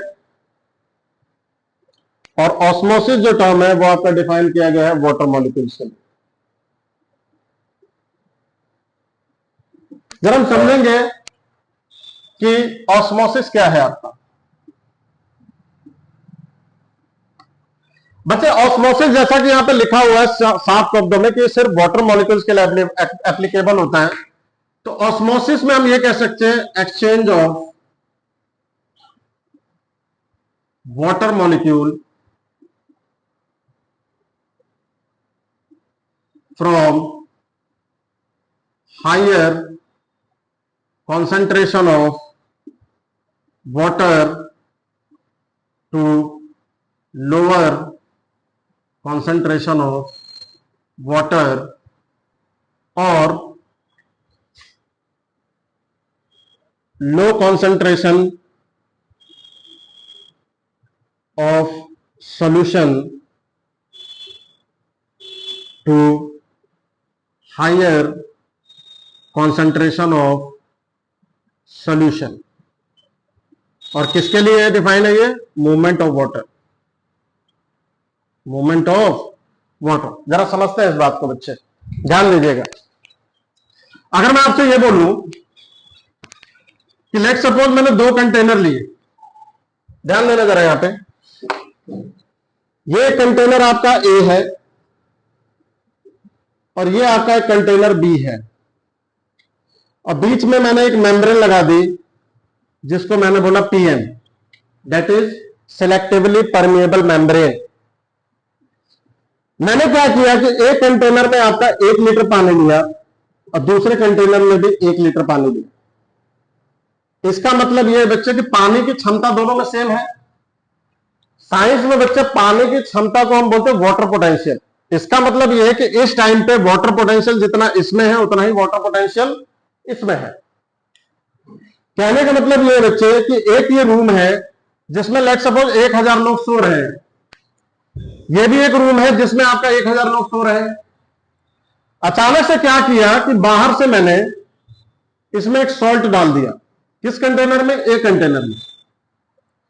तो जैसे ही ये सॉल्ट में डालूंगा, ये सॉल्ट जो 1000 लोग थे, बाहर से अगर मैं कोई किसी की एंट्री करूंगा तो कहीं ना कहीं उनके स्पेस को ऑक्यूपाई करेंगे।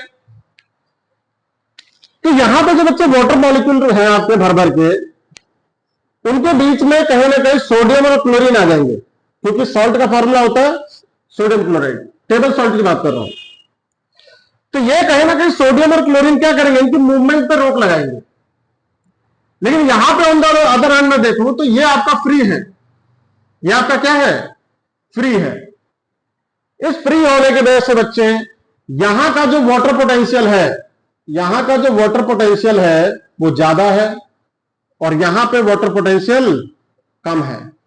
तो ऑस्मोसिस के केस में हमेशा मूवमेंट होता है, चेंज ऑफ वाटर मॉलिक्यूल होता है। कहां से? Higher concentration of water. ध्यान रखना, मैंने सॉल्ट की बात नहीं है, कॉन्सेंट्रेशन की बात करेंगे तो सॉल्ट है।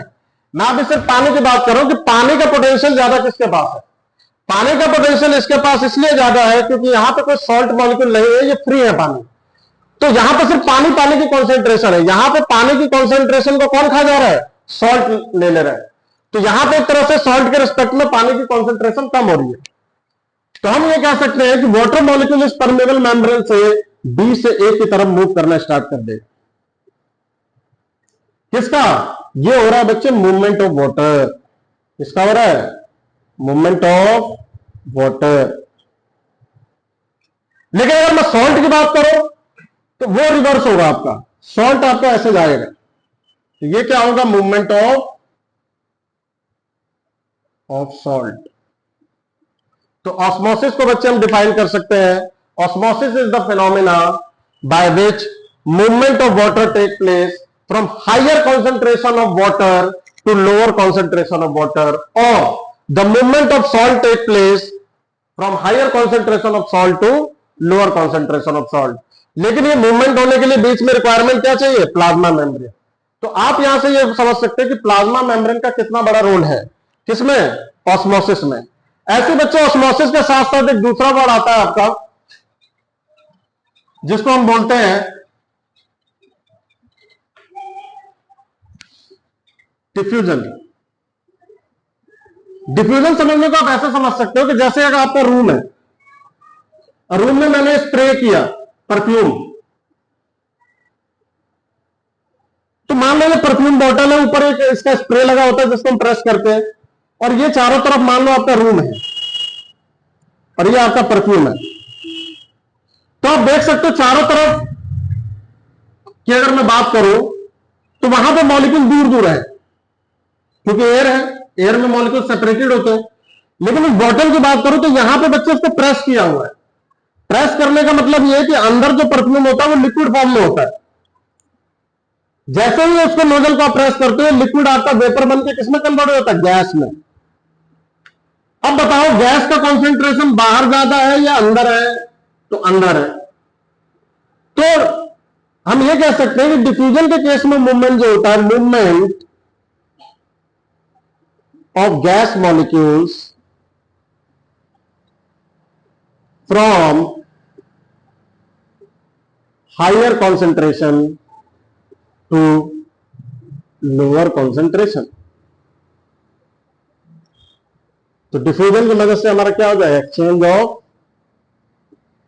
गैसेस।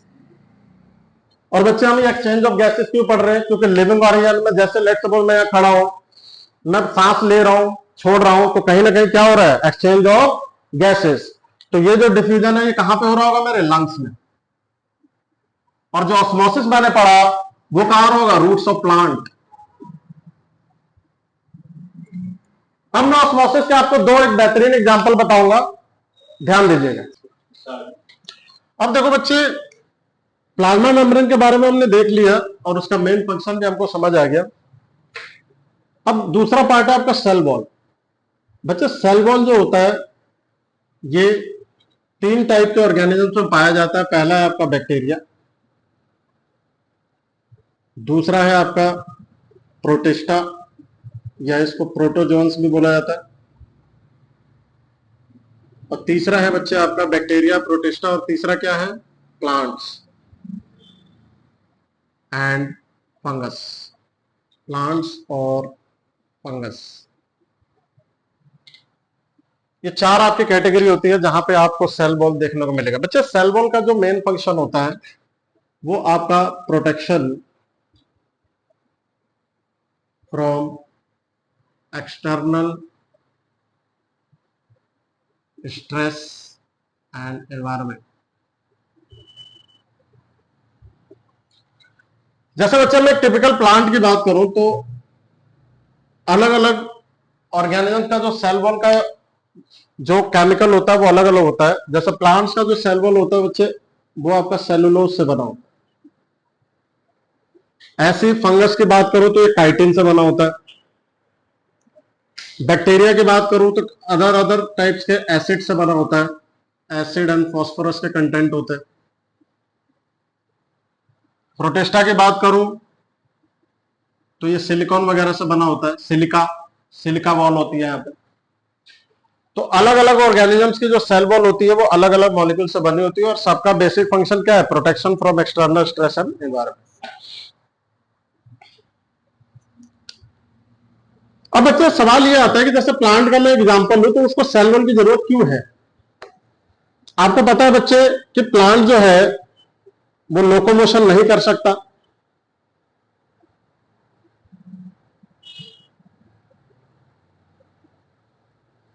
और प्लांट अगर लोकोमोशन नहीं कर सकता बच्चे, तो लेट सपोज कहें कि अगर प्लांट है तो कोई भी उसको गिरा सकता है या एक्सटर्नल एयर बह सकती है, तूफान आ सकता है, बारिश हो सकता है। तो इस एक्सट्रीम वेदर में ये अपने आप को प्रोटेक्ट तो कर नहीं सकता कि कहीं मूव कर जाए, कहीं पे चला जाए, कहीं छिप जाए। तो उसके लिए बच्चे जो इसके सेल्स होते हैं वो काफी रिजिड होते हैं। रिजिड का मतलब होता है टफ। और रिजिडिटी कैसे आती है? तो due to presence of molecules that is cellulose. तो मिला जुला के मैं ये कह सकता हूं कि सेल वॉल का फंक्शन क्या है? सेल वॉल का जो आपका फंक्शन है वो आपका प्रोटेक्शन है। अब बच्चा जैसे पीछे मैंने आपको पढ़ाया ऑस्मोसिस, तो मैंने आपको बताया था कि ऑस्मोसिस के मैं कुछ एग्जांपल्स आपको बताना चाहता हूं। तो इसका बच्चे एक बड़ा दो अच्छे अच्छे एग्जांपल होते हैं, उसको हम रिवील करेंगे। जैसे पहला आपका एग्जांपल है प्लाज्मोलिसिस, और दूसरा एक आपका होता है इम्बाइबेशन। क्या होता है? Plasmolysis and imbibition. अब बच्चे अगर मैं प्लाज्मोलिसिस की बात करूं तो जरा ध्यान से सुनना। आपके एनसीईआरटी ने बड़ा अच्छा एक एक्टिविटी से समझाया हुआ है इसको, मैं वही आपके सामने रखना चाहूंगा। जैसे लेट सपोज सेम एग्जांपल ले रहा हूं जो आपका एनसीईआरटी ने दिया हुआ है, ध्यान देना बच्चे। ये कंटेनर ए है, ये बी है, ये भी एक कंटेनर ए है, बी है, सिमिलरली ये भी ए है और बी है। इसमें बच्चे मैंने किशमिश का दाना डाल दिया जिसको रेसिन बोलते हैं, इसमें भी डाल दिया। यहां पे क्या है बच्चे कि जितना कॉन्सेंट्रेशन ए है उतना ही कॉन्सेंट्रेशन बी है, मतलब सी ए इक्वल टू सी बी। क्या है? सी ए इक्वल टू सी बी। तो आप देखेंगे कि ओरिजिनली मैंने जैसा इसमें डाला था किशमिश और जैसा इसमें डाला है, अगर ये आपके किशमिश एक्सपैंड होंगे तो एक जैसे एक्सपैंड होंगे और श्रिंक होंगे तो एक जैसे एक्सपैंड होंगे, सॉरी श्रिंक होंगे तो एक जैसे श्रिंक होंगे। ऐसा कोई भी सॉल्यूशन बच्चे जिसका कॉन्सेंट्रेशन सेम हो, वहां पे आपका साइज भी आपका सिमिलर नजर आएगा, और ऐसे सॉल्यूशन को हम वर्ड देते हैं आइसोटोनिक सॉल्यूशन। क्या देते हैं? Isotonic solution. लेकिन मैंने दूसरे केस में क्या किया बच्चे कि यहां पे वाटर की मात्रा ज्यादा है और सॉल्ट का लेवल कम है। यहां पे वाटर की मात्रा कम है और सॉल्ट का लेवल ज्यादा है। ध्यान देना जरा, यहां पे वाटर का लेवल ज्यादा है, सॉल्ट कम है, यहां पे वाटर कम है, सॉल्ट ज्यादा है। तो हो गया क्या बच्चे, अगर मैंने यहां पे एक बार किशमिश का दाना डाला और यहां पे अगर एक बार किशमिश का दाना डाला, तो मैं आपको बता दूं कि अगर ये किशमिश है तो इसके अंदर का जो कंटेंट है, अगर ये रेसिन है, इसके अंदर का जो कंटेंट है वो आपका विस्कस है। विस्कस का मतलब क्या हुआ? कॉन्सेंट्रेटेड है। तो बच्चे अगर इस वाले में सॉल्ट कम है और पानी ज्यादा है, लेकिन किशमिश के अंदर क्या है? कॉन्सेंट्रेशन ज्यादा है, तो यहां पे आपका ऑस्मोसिस होगा। और ऑस्मोसिस क्या कहता है? ज्यादा पानी से कम पानी की तरफ मूवमेंट। यहां पे पानी ज्यादा है, सॉल्ट कम है बाहर, और अंदर सॉल्ट क्या है? ज्यादा है। तो यहां का जो पानी होगा वो इसके अंदर एंटर करने लगेगा। तो इसका मतलब यह है कि यहां पे जो रेसिन होगा आपका वो स्वेल हो जाएगा। यहां पे रेसिन क्या होगा? स्वेल होगा। जबकि यहां पे बच्चे उल्टा है, यहां पे क्या होगा? ऐसे सॉल्यूशन को बच्चे हम बोलते हैं हाइपोटोनिक। हाइपोटोनिक, जहां पे वाटर का कॉन्सेंट्रेशन ज्यादा हो, सॉल्ट का कॉन्सेंट्रेशन कम हो। इस वाले में बच्चे थोड़ा उल्टा लिया हमने। इस वाले में क्या है? इसको ए मानो आप, ये तो सेम था, ये बी हो गया, ये बी हो गया, और ये वाला सी ले लेते। इस वाले में देखो बच्चे, ये आपका सॉल्ट यहां पे ज्यादा है, वाटर कम है, जबकि अंदर के रिस्पेक्ट में क्या है? सॉल्ट ज्यादा है। अगर अंदर के रिस्पेक्ट में बच्चे सॉल्ट ज्यादा है तो ये सारा का सारा, इसका मतलब ये है कि पानी कम है। तो इसके अंदर क्या है? पानी ज्यादा है और सॉल्ट कम है। तो हमेशा मूवमेंट ऑस्मोसिस क्या होता है? ज्यादा पानी से कम पानी की तरफ। तो ये जो किशमिश है इसका सारा का सारा जो अंदर का पानी है वो बाहर निकल जाएगा, और बाहर निकलने की वजह से यहां पे क्या हो जाएगा? श्रिंक।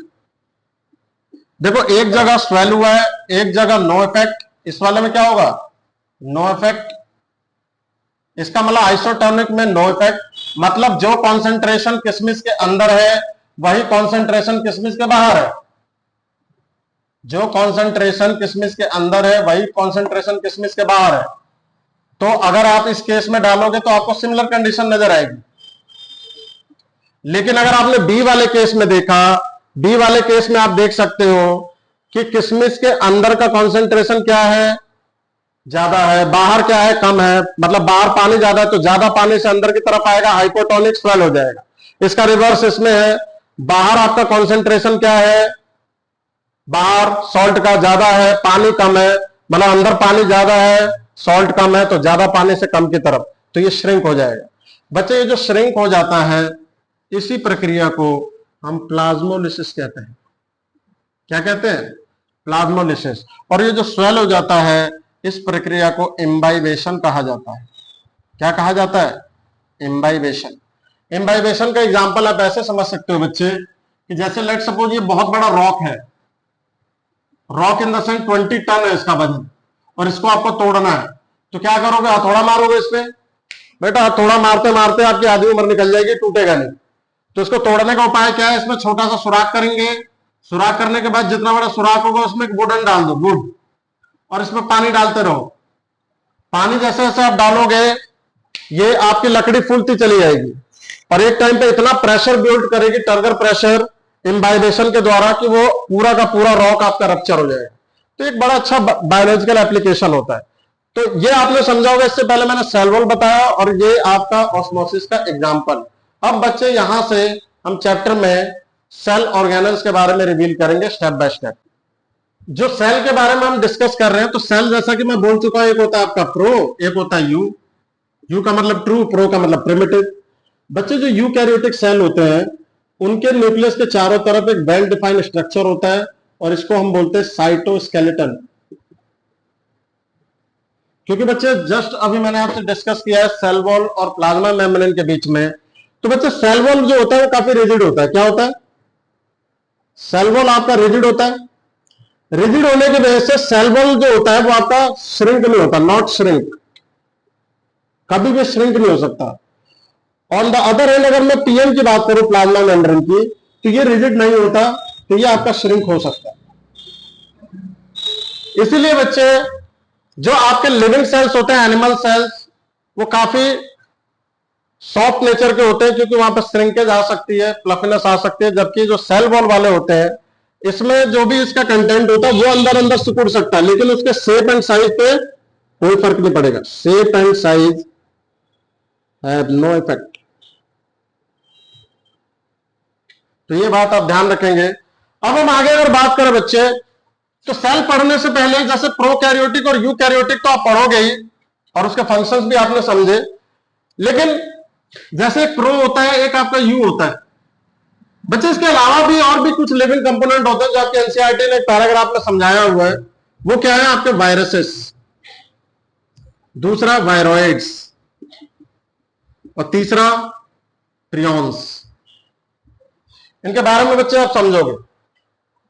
अभी मैंने आपको बोला कि अगर कोई लिविंग कंपोनेंट है तो एक सेल से बना होगा। सेल में क्या होगा? न्यूक्लियस होगा, साइटोप्लाज्म होगा, प्रोटोप्लाज्म होगा, दोनों को मिला के, और न्यूक्लियस के अंदर जेनेटिक मटेरियल होगा। बच्चे वायरस में ऐसा बिल्कुल नहीं होता। वायरस किससे बना होता है? तो वायरस सिर्फ और सिर्फ आपका जीएम से बना होता है, that is genetic material, DNA plus RNA. अब ये कैसे होता है, क्यों होता है, ये आप हायर स्टडीज में पढ़ोगे। वायरस बच्चे आपका एक नॉन लिविंग सेल होता है। नॉन लिविंग सेल का मतलब यह है कि जब तक ये आपकी बॉडी में एंटर करेगा ये लिविंग रहेगा, जैसे ही आपकी बॉडी से बाहर निकलता है डेड हो जाता है। वो कैसे होता है ये भी आप हायर क्लासेस में पढ़ोगे। ऑन द अदर हैंड अगर मैं वायरॉइड्स की बात करूं बच्चे, तो ये भी आपका डीएनए प्लस आरएनए से बना होता है। अच्छा, वायरस जो होता है बच्चे, DNA plus RNA plus protein coat होता है इसके पास, लेकिन वेल डिफाइंड कोई स्ट्रक्चर तीनों के पास नहीं होता। वायरॉइड्स क्या है? ये सिर्फ और सिर्फ डीएनए प्लस आरएनए से बना होगा, इसके पास प्रोटीन का कोट एब्सेंट होता है। वही अगर मैं प्रियॉन्स की बात करूं तो बच्चे प्रियॉन्स सिर्फ और सिर्फ प्रोटीन से बना होता है, और ये काफी डेंजरस होते हैं, बहुत भयंकर भयंकर बीमारी करते हैं, और इंसान को या हमारे एनवायरमेंट में जो भी आपके फ्लोरा और फोना है उनको काफी हार्म करते हैं। और इनका इलाज भी बच्चे थोड़ा मुश्किल होता है। जैसे वायरस की अगर बीमारी हो जाए तो वैक्सीन वगैरह से ट्रीट किया जाता है, और बैक्टीरिया की हो जाए तो एंटीबायोटिक वगैरह से ट्रीट किया जाता है। तो ये आपको आप देख सकते हो कि ये कुछ आपके डिफरेंस थे प्रोकैरियोटिक और यूकैरियोटिक में, जो मैं इलेबोरेट कर चुका हूं। उसके अलावा भी other component of type of cells होते हैं, सेल नहीं कह सकते इनको, एक तरह से ये तीनों के तीनों क्या है, इनकम्प्लीट सेल, लेकिन फिर भी लिविंग है, देख सकते हो आप। फिर भी ये अगर बॉडी में एंटर कर जाए तो लिविंग कंपोनेंट की तरह बिहेव करते हैं। आपके एनसीईआरटी में बच्चे पेज नंबर 15 पे difference between pro and eukaryotic दिया हुआ है। मैं चाहूंगा कि आप इसके सारे पॉइंट्स पढ़ लें। अगर उन पॉइंट्स में आपको कोई भी डाउट हो तो नीचे कमेंट्स में जरूर लिखें, मैं अदर अलग से भी वो पॉइंट्स का एक वीडियो बना के आपको समझा दूंगा। हालांकि जितना मैंने बताया उसमें वो क्लियर कट हो जाना चाहिए। अब बच्चे हम सेल ऑर्गेनल्स के बारे में डील करेंगे। जैसे बच्चे अभी मैंने आपको बताया कि सेल है, सेल से टिश्यू है, ग्रुप ऑफ टिश्यू को हम ऑर्गन बोलते हैं, ग्रुप ऑफ ऑर्गन से ऑर्गन सिस्टम बनता है, ग्रुप ऑफ ऑर्गन सिस्टम से पूरा कंप्लीट ऑर्गेनिज्म बनता है, और वहीं पे आपका वेल कोऑर्डिनेशन फंक्शन होता है, बॉडी की फिजियोलॉजी मेंटेन रहती है। ऐसे बच्चे सेल ऑर्गेनल्स की मैं बात करूं, जो मान लो यूनिसेल्युलर है, जिसके अंदर सिंगल सेल है, वो क्या करते होंगे भाई, तो वो भी मैंने आपको एक्सप्लेन किया कि यूनिसेल्युलर भी आपके सारे फंक्शंस परफॉर्म कर लेते हैं। लेकिन बच्चे एक सेल के सर्वाइवल के लिए इसके अंदर भी अपने ऑर्गन्स होते हैं, और वो माइक्रोस्कोपिक लेवल पे होते हैं। अब ये जो ऑर्गन्स होते हैं बच्चे, जो इनके अंदर होते हैं, वो अलग अलग टाइप के ऑर्गन्स है, जैसे कि न्यूक्लियस,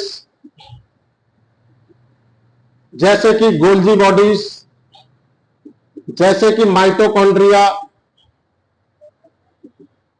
जैसे कि एंडोप्लाज्मिक रेटिकुलम, जैसे कि lysosome, vacuole,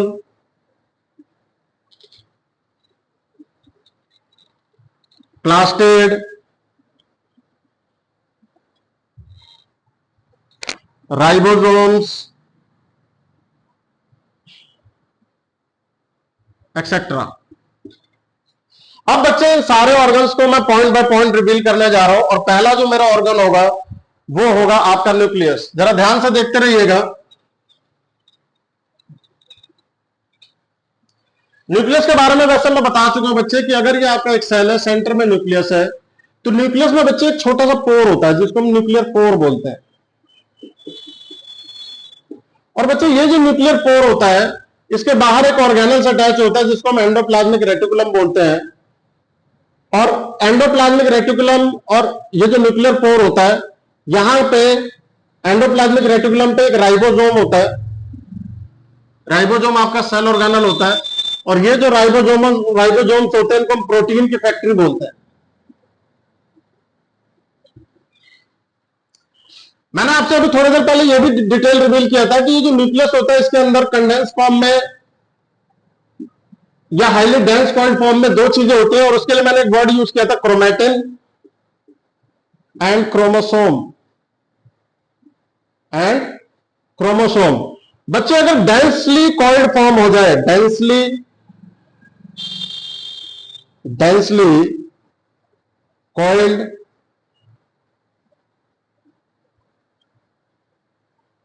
during cell division,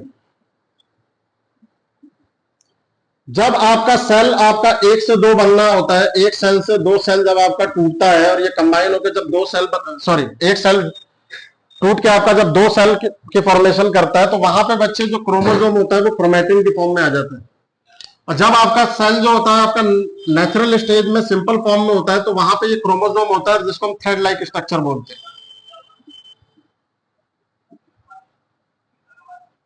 और बच्चे जो न्यूक्लियस होता है, अगर इसमें वेल डिफाइंड न्यूक्लियर मेम्ब्रेन है, तो इसको हम बोलते हैं यूकैरियोटिक सेल। ये भी मैं आपको बता चुका हूं। तो मिला जुला के कहने का मतलब ये बच्चे कि न्यूक्लियस क्या है, तो न्यूक्लियस आपका एक सेल ऑर्गेनल होता है जो सेल के सेंटर में प्रेजेंट होता है। और क्या खास बात होती है उसकी, तो बच्चे जो न्यूक्लियस होता है उसके छोटा सा एक पोर होता है, इस पोर से आपके प्रोटीन की फॉर्मेशन होती है। किसकी मदद से होती है, तो वो आपका राइबोसोम की मदद से होती है। इसीलिए राइबोसोम को हम क्या बोलते हैं, प्रोटीन फैक्ट्री बोलते हैं। हमारी बॉडी में सारी की सारी जो प्रोटीन फॉर्मेशन होती है वो किसकी मदद से, राइबोसोम्स की और न्यूक्लियस की मदद से। फाइनली जो न्यूक्लियस होता है, अगर हम उसके और डेप्थ में जाए तो हमें क्या मिलता है, क्रोमैटिन और क्रोमोसोम, और यही एक तरह से क्या है, तो ये जेनेटिक मटेरियल होते हैं। और इन जेनेटिक मटेरियल का पार्ट क्या होता है, तो इसी के अंदर आपका डीएनए और आरएनए होता है। तो जब भी आपका एक सेल से दो सेल फॉर्मेशन होती है बच्चे, ये जेनेटिक मटेरियल पास ऑन होता है। इस सेल से इन दोनों सेल में जेनेटिक मटेरियल पास ऑन होगा। पास ऑन होने के लिए ये जो अंदर का जेनेटिक मटेरियल है वो दो फॉर्म में एग्जिस्ट करता है, क्रोमैटिन और क्रोमोसोम। क्रोमैटिन जो होता है वो डेंसली कॉइल्ड फॉर्म होता है। जैसे सेल डिवाइड होने की टेंडेंसी होता है, क्रोमैटिन की फॉर्म में आ जाता है इसका genetic material, otherwise simpler form में क्रोमोसोम रहता है। क्रोमोसोम क्या होता है, तो थ्रेड लाइक स्ट्रक्चर होता है, गुंजल टाइप का, जैसे मान लो जो ऊन होता है एकदम गुंजल टाइप का वैसा होता है। और वो जो क्रोमोसोम है उसी में क्या है, वही एक तरह से आपका जेनेटिक मटेरियल है। और जेनेटिक मटेरियल का और हम खंडन करेंगे तो इसके अंदर क्या पाया जाता है, डीएनए और आरएनए। बच्चे अभी मैं न्यूक्लियस बता रहा था, तो मैंने आपको बताया कि क्रोमैटिन वर्सेस क्रोमोसोम। अच्छा, शायद मैंने आपको बच्चे ये बताया होगा कि क्रोमैटिन क्या बताया। क्रोमैटिन मैंने ये बताया during the time of cell division. तो बच्चे सेल डिवीजन के टाइम में लूजली पैक्ड होता है, मैंने शायद डेंसली बोल दिया होगा, वहां एरर को आप ठीक कर लेना। लूजली पैक्ड होता है और ये आपका डेंसली होता है, डेंसली पैक्ड। ठीक। अब बच्चे यहां पे जो आपका न्यूक्लियस होता है, इस न्यूक्लियस के बारे में अभी मैंने बताया, अगर न्यूक्लियर मेम्ब्रेन होगी तो आपका क्या था, यूकैरियोटिक सेल है। अगर आपका न्यूक्लियर मेम्ब्रेन एब्सेंट है तो ये आपका प्रोकैरियोटिक। और न्यूक्लियोइड में बता चुका बच्चे, अगर न्यूक्लियर मेम्ब्रेन हट जाए तो वो न्यूक्लियोइड हो जाता है। ऐसे हम अब आपसे डील करेंगे एंडोप्लाज्मिक रेटिकुलम। जरा एंडोप्लाज्मिक रेटिकुलम के बारे में समझना ध्यान से बच्चे। एंडोप्लाज्मिक रेटिकुलम जो होता है वो दो टाइप में होता है, दो पार्ट में। एक होता है आपका रफ एंडोप्लाज्मिक रेटिकुलम, दूसरा होता है आपका स्मूथ एंडोप्लाज्मिक रेटिकुलम। रफ जो होता है बच्चे, अगर आप डायग्राम देखेंगे एंडोप्लाज्मिक रेटिकुलम का ऐसे स्टैक लाइक, तो आप देखेंगे कि छोटे छोटे छोटे छोटे इस पे छोटे छोटे इसमें ग्रैन्यूल लाइक स्ट्रक्चर होता है। अभी डायग्राम बनाने का टाइम नहीं है तो मैं आपको एक फॉर्मुलेशन टाइप में बता रहा हूं कि छोटे छोटे एंडोप्लाज्मिक जो सैक होता है इसका, इस पर छोटे छोटे छोटे आपके ग्रेन्यूल लाइक स्ट्रक्चर होते हैं और इसी को हम राइबोसोम्स बोलते हैं। जिसको मैंने ये बताया था, इसको प्रोटीन फैक्टर बोलते हैं, because it helps in protein synthesis. आपके एनसीईआरटी में देखो उन्होंने ये भी बताया है कि एंडोप्लाज्मिक रेटिकुलम जो होता है ये सिंगल मेम्ब्रेन होता है।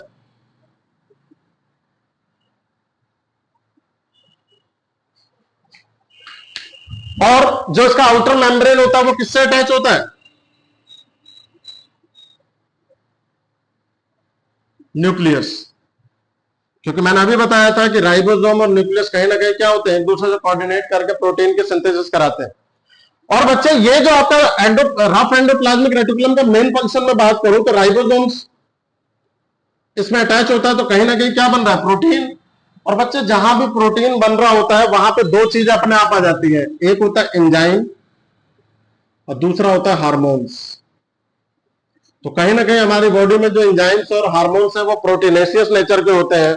और जब प्रोटीन ही नहीं रहेगा तो एंजाइम और हार्मोन्स कैसे बनेंगे, और जब हार्मोन्स और एंजाइम ही नहीं बनेंगे तो मेटाबॉलिक एक्टिविटी बॉडी की कैसे होगी। तो एक तरीके से बॉडी की जो फंक्शनिंग है वो कहीं ना कहीं रफ एंडोप्लाज्मिक रेटिकुलम उसमें बहुत इंपॉर्टेंट रोल प्ले करता है। अगर मैं रफ एंडोप्लाज्मिक रेटिकुलम और स्मूथ एंडोप्लाज्मिक रेटिकुलम की बात करूं तो स्मूथ एंडोप्लाज्मिक रेटिकुलम जो होता है वो क्या करता है, इट हेल्प्स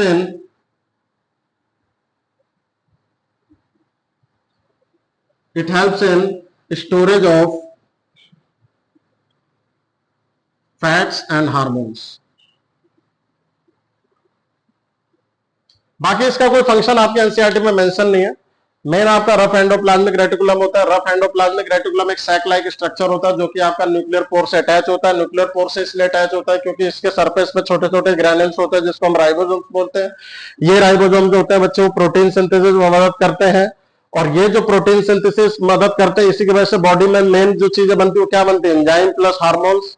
और जब तक ये नहीं बनेगा हमारी बॉडी में मेटाबॉलिक एक्टिविटीज नहीं होगी, और जब मेटाबॉलिक एक्टिविटी नहीं होगी तो फिर बॉडी फंक्शन कैसे करेगी। तो ये यहाँ पे बच्चे आपका खत्म होता है एंडोप्लाज्मिक रेटिकुलम। अब बच्चे जो आपका नेक्स्ट सेल ऑर्गेनल है वो आपका गोल्जी एपरेटस या गोल्जी एपरेटस, हाँ, या बॉडीज भी बोल सकते हैं। बच्चे जो गोल्जी एपरेटस होता है ये कैसा होता है, तो ये आपका एक फ्लैट सैक लाइक स्ट्रक्चर होता है। इसकी खोज बच्चे कैमिलो गैल्गी ने किया हुआ है, और उन्होंने कैसे खोज किया है इसके बारे में आपके एनसीईआरटी में डिस्कस किया, आप उसको जरूर जाकर रीड करें। तो गोल्गी एपरेटस क्या होता है, ये एक stack of flat sac like structure होता है। और बच्चे इसके मेन फंक्शंस क्या होते हैं, गोल्गी एपरेटस को post office of the cell भी बोला जाता है, post office of the cell.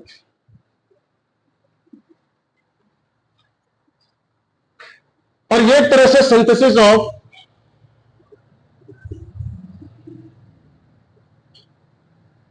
Synthesis नहीं कह सकते,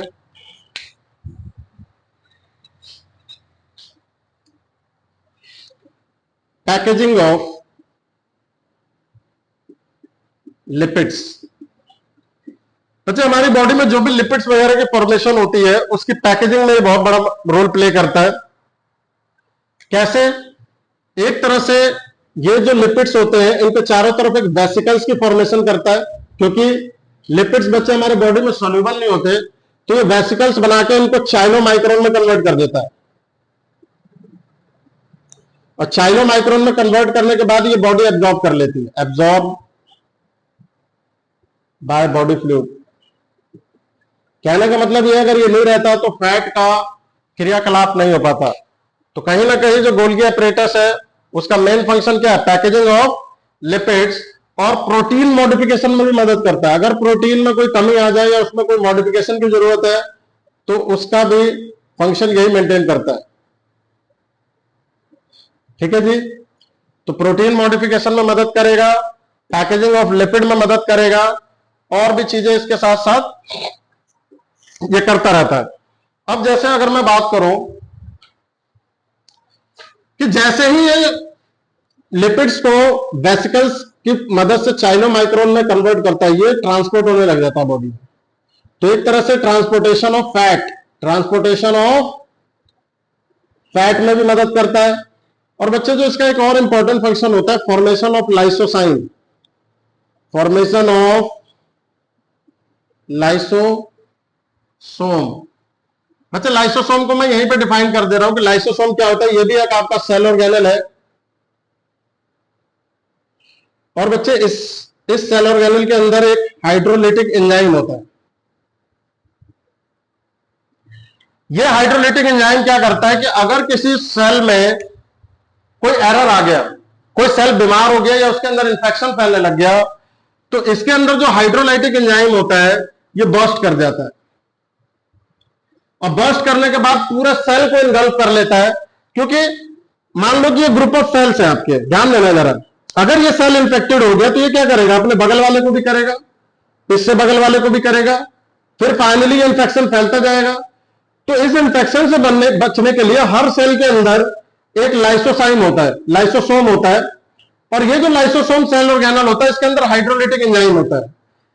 ये जो लाइसोसोम होता है ये क्या करता है, अपना आकार बढ़ा के इस पूरे सेल को अपने अंदर ले लेता है, डाइजेस्ट कर लेता है, और ये हाइड्रोलिटिक एंजाइम की मदद से बर्स्ट कर जाता है, जिसकी वजह से जो इसके एडजेसेंट सेल्स होते हैं वो इन्फेक्शन से क्या होते हैं, बच जाते हैं। तो एक तरीके से देखा जाए तो ये जो लाइसोसोम होता है इसकी फॉर्मेशन में सबसे इंपॉर्टेंट रोल किसका है, गोल्गी एपरेटस का। तो ये एक बहुत इंपॉर्टेंट फंक्शन माना जाता है, और क्योंकि ये बर्स्ट कर जाता है इसीलिए लाइसोसोम का एक इंपॉर्टेंट नाम भी दिया गया है, it is known as suicidal bag of cell. Suicidal bag of cell, ये टर्म आप याद रखना, बहुत आता है पेपर में कि लाइसोसोम को सुसाइडल बैग ऑफ सेल क्यों कहा जाता है। तो बच्चे इसलिए कहा जाता है because lysosome have hydrolytic enzyme in it, whenever it feels that the cell get infected, then according to which it increase its size and engulf the entire cell inside it and finally burst, so that the adjacent cell nearby the infected cell not going to be infected. तो ये इसका एक basic काम होता है जो कि बहुत इंपॉर्टेंट रोल माना जाता है। और एक तरीके से लाइसोसोम के और भी फंक्शन हो सकते हैं, जैसे अगर आपसे ज्यादा पॉइंट पूछ ले, जैसे आपको बोल दे एग्जाम में कि आप 2-3 या 3 पॉइंट या 4 पॉइंट लाइसोसोम के बारे में बताएं, तो लाइसोसोम का एक और फंक्शन होता है, it break unwanted fat and carbohydrate and protein molecule. मान लो कोई ऐसा कार्बोहाइड्रेट, फैट या प्रोटीन मॉलिक्यूल बन गया जो बॉडी के लिए यूजफुल नहीं है, तो उसको वहीं पे ब्रेक डाउन करके खत्म कर देगा। तो एक तरीके से ये सेल की प्यूरिफिकेशन में इसका बहुत बड़ा इंपॉर्टेंट रोल होता है। अब बच्चे हम इसके बाद पढ़ेंगे माइटोकॉन्ड्रिया। अब देखो बच्चे, जो नेक्स्ट सेल ऑर्गेनल है जिसके बारे में हम डील कर रहे हैं वो आपका माइटोकॉन्ड्रिया। बच्चे माइटोकॉन्ड्रिया आपका एक डी शेप्ड सेल ऑर्गेनल होता है, और बच्चे इसके ऊपर 2 लेयर होती है, तो इसीलिए इसको बायलेयर बोला जाता है। बच्चे जो आउटर लेयर होती है वो आपकी स्मूथ एंड पोरस होती है। माइटोकॉन्ड्रिया बच्चे एक ऐसा सेल ऑर्गेनल है जिसके अपना डीएनए होता है, own DNA.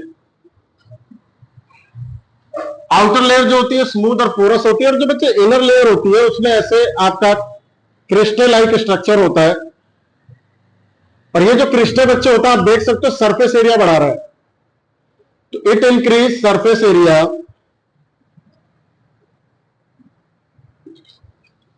For the chemical reaction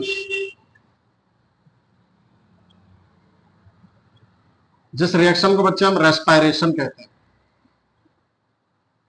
इसका मतलब यह है कि रेस्पायरेशन का प्रोसेस अगर सेल में कंप्लीट होता है तो वो आपका माइटोकॉन्ड्रिया के अंदर होता है। और बच्चे ये जो आपका माइटोकॉन्ड्रिया होता है जिसके अंदर आपका रेस्पायरेशन होता है, इस रेस्पायरेशन की वजह से होता क्या है कि जो भी आप ग्लूकोज, जिसको energy component of the cell बोला जाता है, सॉरी हाँ energy component of the cell, एक तरीके से सेल में जो एनर्जी आपकी लिबरेट होती है वो रेस्पायरेशन की मदद से होती है, और वो फाइनली वहां पर ब्रेक डाउन किसका होता है, तो ग्लूकोज का होता है। यही ग्लूकोज जो है बच्चे ब्रेक डाउन होकर आपका CO2 plus water plus energy, और ये जो एनर्जी होती है बच्चे इसके बारे में अगर हम डील करें तो ये एनर्जी आपका ATP की फॉर्म में होती है, ये पेपर में आ जाता है। इसकी फुल फॉर्म होती है एडिनोसाइन ट्राइफॉस्फेट, और इसको एक तरीके से energy currency of the cell बोला जाता है, energy currency of the cell. हालांकि और भी डिटेल में चीजें होती है लेकिन उतना आपके सिलेबस में पढ़ना नहीं है, क्योंकि बच्चे माइटोकॉन्ड्रिया में रेस्पायरेशन होता है, रेस्पायरेशन से ग्लूकोज टूटने के बाद carbon dioxide water plus main component energy बनता है। ये एनर्जी आपके किस फॉर्म में होती है, ATP की फॉर्म में, और ATP जो होता है एडिनोसाइन ट्राइफॉस्फेट होता है, और यहीं से एक एक सेल को एनर्जी प्रोवाइड होती है, और इसीलिए इसको बोला जाता है energy currency of the cell, क्योंकि एनर्जी बनने का सारा प्रोसेस माइटोकॉन्ड्रिया में होता है, इसीलिए माइटोकॉन्ड्रिया को बोला जाता है it is the power house of the cell, power house of the cell. ठीक है बच्चे, अब हम इसके बाद डील करेंगे। अब बच्चे जो आपका अगला जो आपका सेल ऑर्गेनल है उसका नाम है बच्चे प्लास्टिड। प्लास्टिड जो बच्चे है वो मेनली आपका प्लांट्स में पाया जाता है। प्लास्टिड में आप ऐसे समझ सकते हो जैसे क्लोरोप्लास्ट, इसका फर्दर डिवीजन है ल्यूकोप्लास्ट, एल्यूरोप्लास्ट। इतना खैर आपके सिलेबस में दिया नहीं है, आपके सिलेबस में क्लोरोप्लास्ट, ल्यूकोप्लास्ट और एक टर्म है आपका क्रोमोप्लास्ट। इस टर्म्स को आप थोड़ा धीरे धीरे पॉइंट बाय पॉइंट समझेंगे। बच्चे जैसे मैंने बताया माइटोकॉन्ड्रिया एक सेल ऑर्गेनल होता है जिसका अपना डीएनए होता है, ऐसे प्लास्टिड्स भी होते हैं जिनका अपना ओन डीएनए होता है। अब बच्चे जैसे क्लोरोप्लास्ट की मैं बात करूं तो क्लोरोप्लास्ट में आपने बचपन से पढ़ा होगा क्लोरोफिल, जो कि क्या है, ग्रीन पिगमेंट। किसमें मदद करता है, फोटोसिंथेसिस। क्लोरोफिल के अंदर क्या क्या होता है, तो 2 कंपोनेंट होते हैं, ग्राना स्ट्रोमा।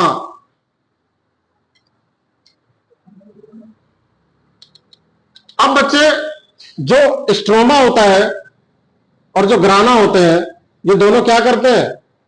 ये रिएक्शंस करवाते हैं।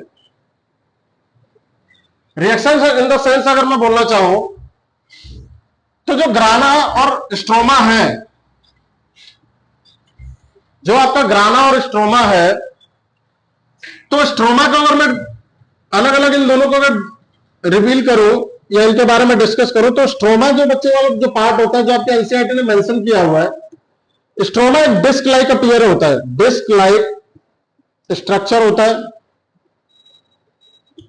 दैट कंटेन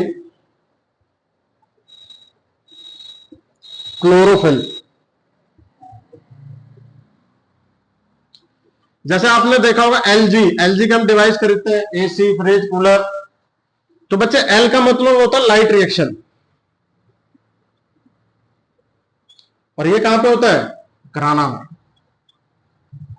तो इसका मतलब ये बच्चे कि स्ट्रोमा में क्लोरोफिल होता है जो लाइट को अब्जॉर्ब करती है, और फाइनली ग्रामा में उसका, ग्राना के अंदर उसमें क्या होता है? लाइट रिएक्शन होती है। लाइट रिएक्शन कौन सी?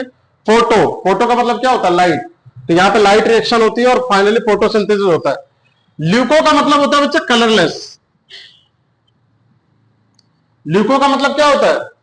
कलरलेस। तो ल्यूकोप्लास्ट का फंक्शन क्या होता है? इट स्टोर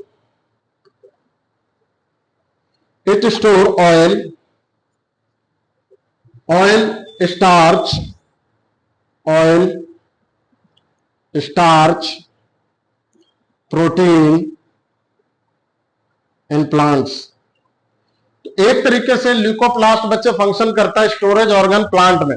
और लास्ट है आपका क्रोमोप्लास्ट। तो क्रोमोप्लास्ट प्लांट को कलर प्रोवाइड करता है, जैसे ग्रीन प्लांट होते हैं, येलो लीव्स होते हैं, पिंक लीव्स होते हैं, और एक तरह से इन लीव्स के कलर की वजह से क्या होता है बच्चे? तो chromoplast is responsible for pollination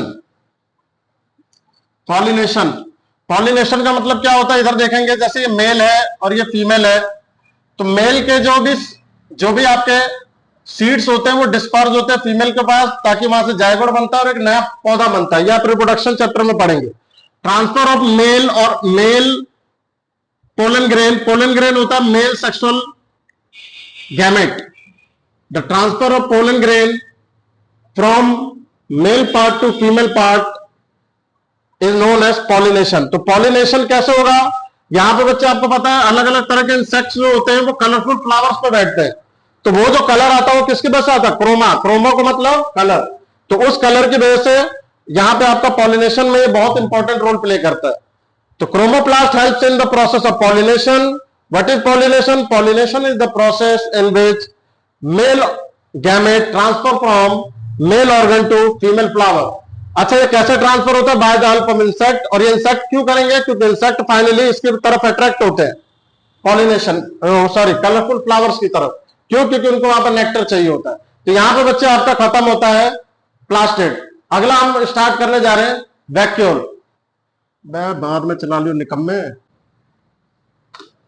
अब देखो नेक्स्ट सेल ऑर्गेनल वैक्यूल्स के बारे में हम डिस्कस करेंगे बच्चे। वैक्यूल जो होता है प्लांट और एनिमल सेल में अलग अलग इसका रोल होता है।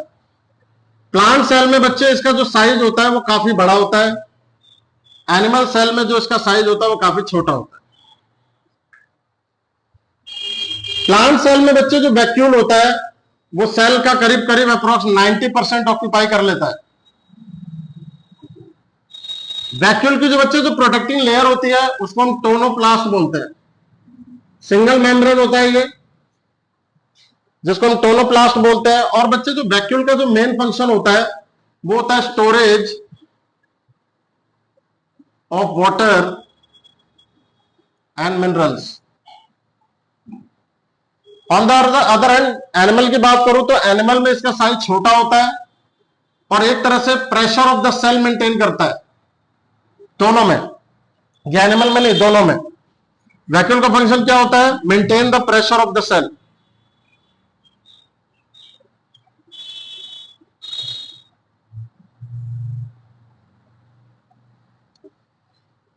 जैसे मान लो बच्चे ये सेल हो गया मेरा, जैसे प्लांट सेल की बात कर रहा हूं, इसमें इतना बड़ा पार्ट अगर वैक्यूल का है और इसके अंदर वाटर वगैरह है, तो वाटर की वजह से क्या कर रहा है? ये इसको फ्लैसिड नहीं होने देता, तो सेल को श्रिंक नहीं होने देता। इनकेस अगर मान लो कि सारा का सारा वाटर कंटेंट निकल जाता है वैक्यूल से, तो वहां पे जो सेल होता है वो हो जाता है फ्लैसिड, और वहां पे हो जाता है वेटेड। वेटेड का मतलब ये हो गया कि सूख गया। जैसे पत्ते को आपने देखा होगा, पत्ते क्यों सूख जाते हैं, पौधा क्यों सूख जाता है, कहीं ना कहीं उसका वैक्यूल रप्चर हो रहा है। और एक बार अगर वैक्यूल का सारा स्टोरेज खत्म, तो वहां पे वेटिंग स्टार्ट हो जाती है, फॉल, लीव्स फॉल होने लगते हैं, पौधे की ग्रोथ में फर्क आता है। ठीक है, तो एक तरह से हम ये कह सकते हैं कि वैक्यूल आपका फ्लूइड सैक से भरा होता है, जो कि अंदर प्रेशर मेंटेन करता है। प्लांट सेल में इसका साइज बड़ा होता है, एनिमल सेल में इसका साइज छोटा होता है। जो भी टॉक्सिक मटेरियल वगैरह भी होता है वो भी कभी कभी वैक्यूल में आके स्टोर हो जाता है। यहाँ पे आपका वैक्यूल खत्म, और एक तरह से सारे के सारे सेल ऑर्गेनिल्स में आपको डील कर चुका हूं। लास्ट में आपके चैप्टर में सेल्स की कुछ एक्टिविटी दी हुई है, हम अगले 5 मिनट में वो भी आपको रिवील करके चैप्टर को वाइंड अप करेंगे। अब देखो बच्चे, हम लास्ट टॉपिक रिवील करने जा रहे हैं, सेल एक्टिविटी। ध्यान देना, ये बहुत इंपॉर्टेंट टॉपिक है और कई बच्चों को इसमें कंफ्यूजन क्रिएट होती है। बच्चे, सेल की एक्टिविटी उसके डिवीजन से रिलेटेड होती है। कहने का मतलब ये है बच्चे कि सेल जो होता है वो हमेशा डिवाइड होता रहता है, ये इसकी इंटरनल टेंडेंसी है। अब जो बच्चे डिवीजन होते हैं वो सेल में, वो 2 टाइप के, एक होता है आपका माइटोसिस और दूसरा होता है आपका मियोसिस। माइटोसिस को बच्चे इक्वेशनल डिवीजन बोला जाता है, इक्वेशनल डिवीजन। और मियोसिस को आपका रिडक्शनल डिवीजन बोला जाता है, रिडक्शनल डिवीजन। अब इक्वेशनल डिवीजन का मतलब ये होता है बच्चे, इक्वेशनल डिवीजन का मतलब ये होता है कि यहां पर जब भी आपका कोई सेल होगा वो डिवाइड होकर आपके 2 में बढ़ जाएगा और दोनों में आपका इक्वल जेनेटिक मटेरियल ट्रांसफर होगा, दोनों में आपका इक्वल जेनेटिक मटेरियल ट्रांसफर होगा। कहने का मतलब यह है कि अगर इसमें आपका 46 क्रोमोसोम है तो इसमें भी 46 जाएगा। लेकिन मियोसिस में क्या होता है बच्चे, माइटोसिस जनरली किसमें होता है, तो ये बॉडी सेल्स में होता है। जैसे ये मेरा बॉडी सेल्स हो गया तो इनमें होगा। और मियोसिस जनरली किसमें होता है, तो gonads. Gonads in the sense हम कह सकते हैं, मेल हुआ तो टेस्टिस, फीमेल हुई तो ओवरी। एक तरह से हम इनको सेक्सुअल ऑर्गन बोलते हैं।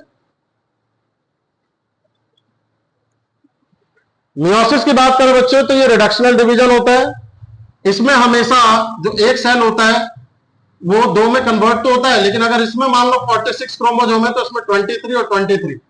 फाइनली ये आपका मेल हो गया, ये आपका फीमेल हो गया, और ये दोबारा कंबाइन होकर जायगोट बना लेते हैं, और यहां से एक न्यू जनरेशन का स्टार्टअप होता है। बच्चों, मैं ये कहना चाहता हूं लास्ट में आपको कि जो इक्वेशनल डिवीजन होता है माइटोसिस, ये एक तरह से बॉडी सेल में होता है। और ये किसका फंक्शन क्या होता है, इसका फंक्शन आपके पेपर में आ जाएगा। फंक्शन इसका होता है body cell repair and second growth. On the other hand अगर मैं मियोसिस के फंक्शन की बात करूं तो देखो इसको 2-3 फंक्शन है, हम पॉइंट बाय पॉइंट सारे डील करेंगे। मियोसिस का फंक्शन हो गया बच्चे, एक तो आपका जेनेटिक डाइवर्सिटी। जेनेटिक डाइवर्सिटी का मतलब ये होता है बच्चे कि ये 23 क्रोमोसोम आपके फादर से आ रहे हैं, उनका जीनोम बिल्कुल अलग है आपकी मदर से, और वो कहीं ना कहीं कंबाइन होकर एक नया जीनोम बनाते हैं, तो जिसकी वजह से वेरिएशन आता है। वेरिएशन आने की वजह से आज आप अपने फ्रेंड से अलग हो, अपने भाई बहन से अलग हो, अपने रिश्तेदारों से अलग हो। एक तरह से ये कह सकते हैं कि आपकी आइडेंटिटी का बंदा इस पूरी दुनिया में कोई दूसरा नहीं होता। क्यों? क्योंकि वो जेनेटिक डाइवर्स होता है। कभी भी किसी एक का कैरेक्टर दूसरे से मैच नहीं हो सकता, just because of genetic diversity. दूसरा बच्चे इसका रोल होता है सेक्सुअल रिप्रोडक्शन। सेक्सुअल रिप्रोडक्शन, अगर मान लो मियोसिस नहीं होगा तो बच्चे रिप्रोडक्शन पॉसिबल नहीं है, और जब रिप्रोडक्शन पॉसिबल नहीं होगा तो न्यू जनरेशन नहीं आएगी। तो एक तरह से ये भी इसका इंपॉर्टेंट रोल है। थर्ड फंक्शन की अगर मैं बात करूं तो ये जनरली कहां पे होते हैं, ये सिर्फ और सिर्फ टेस्टिस एंड ओवरी में ही होंगे, और कहीं पे इनकी एक्टिविटी मियोसिस की आपको नजर नहीं आएगी। और एक तरह से हम ये कह सकते हैं कि मियोसिस ही एक फंक्शन है जिसकी वजह से फर्टिलाइजेशन होता है। अभी मैंने बताया फर्टिलाइजेशन के बाद हमारा क्या बनता है, जायगोट, और जायगोट से फिर एम्ब्रियो, एम्ब्रियो से फिर न्यू ऑर्गेनिज्म आपका बन जाता है। बच्चे लास्ट टॉपिक एक और आपके चैप्टर में सेल एक्टिविटी में उन्होंने रिवील किया हुआ है, जिसको हम जल्दी से वाइंड अप करेंगे, वो है आपका टिश्यू कल्चर। ध्यान से समझना जरा इसे, टिश्यू कल्चर। देखिए टिश्यू कल्चर में अगर मैं पौधे की बात करूं, प्लांट की या एनिमल की बात करूं, तो पौधे या एनिमल में कुछ ग्रुप ऑफ सेल ऐसे होते हैं जिनके पास टेंडेंसी होती है टू डिवाइड। जिन सेल के पास टेंडेंसी होती है टू डिवाइड, ऐसे सेल को हम टोटीपोटेंट सेल बोलते हैं।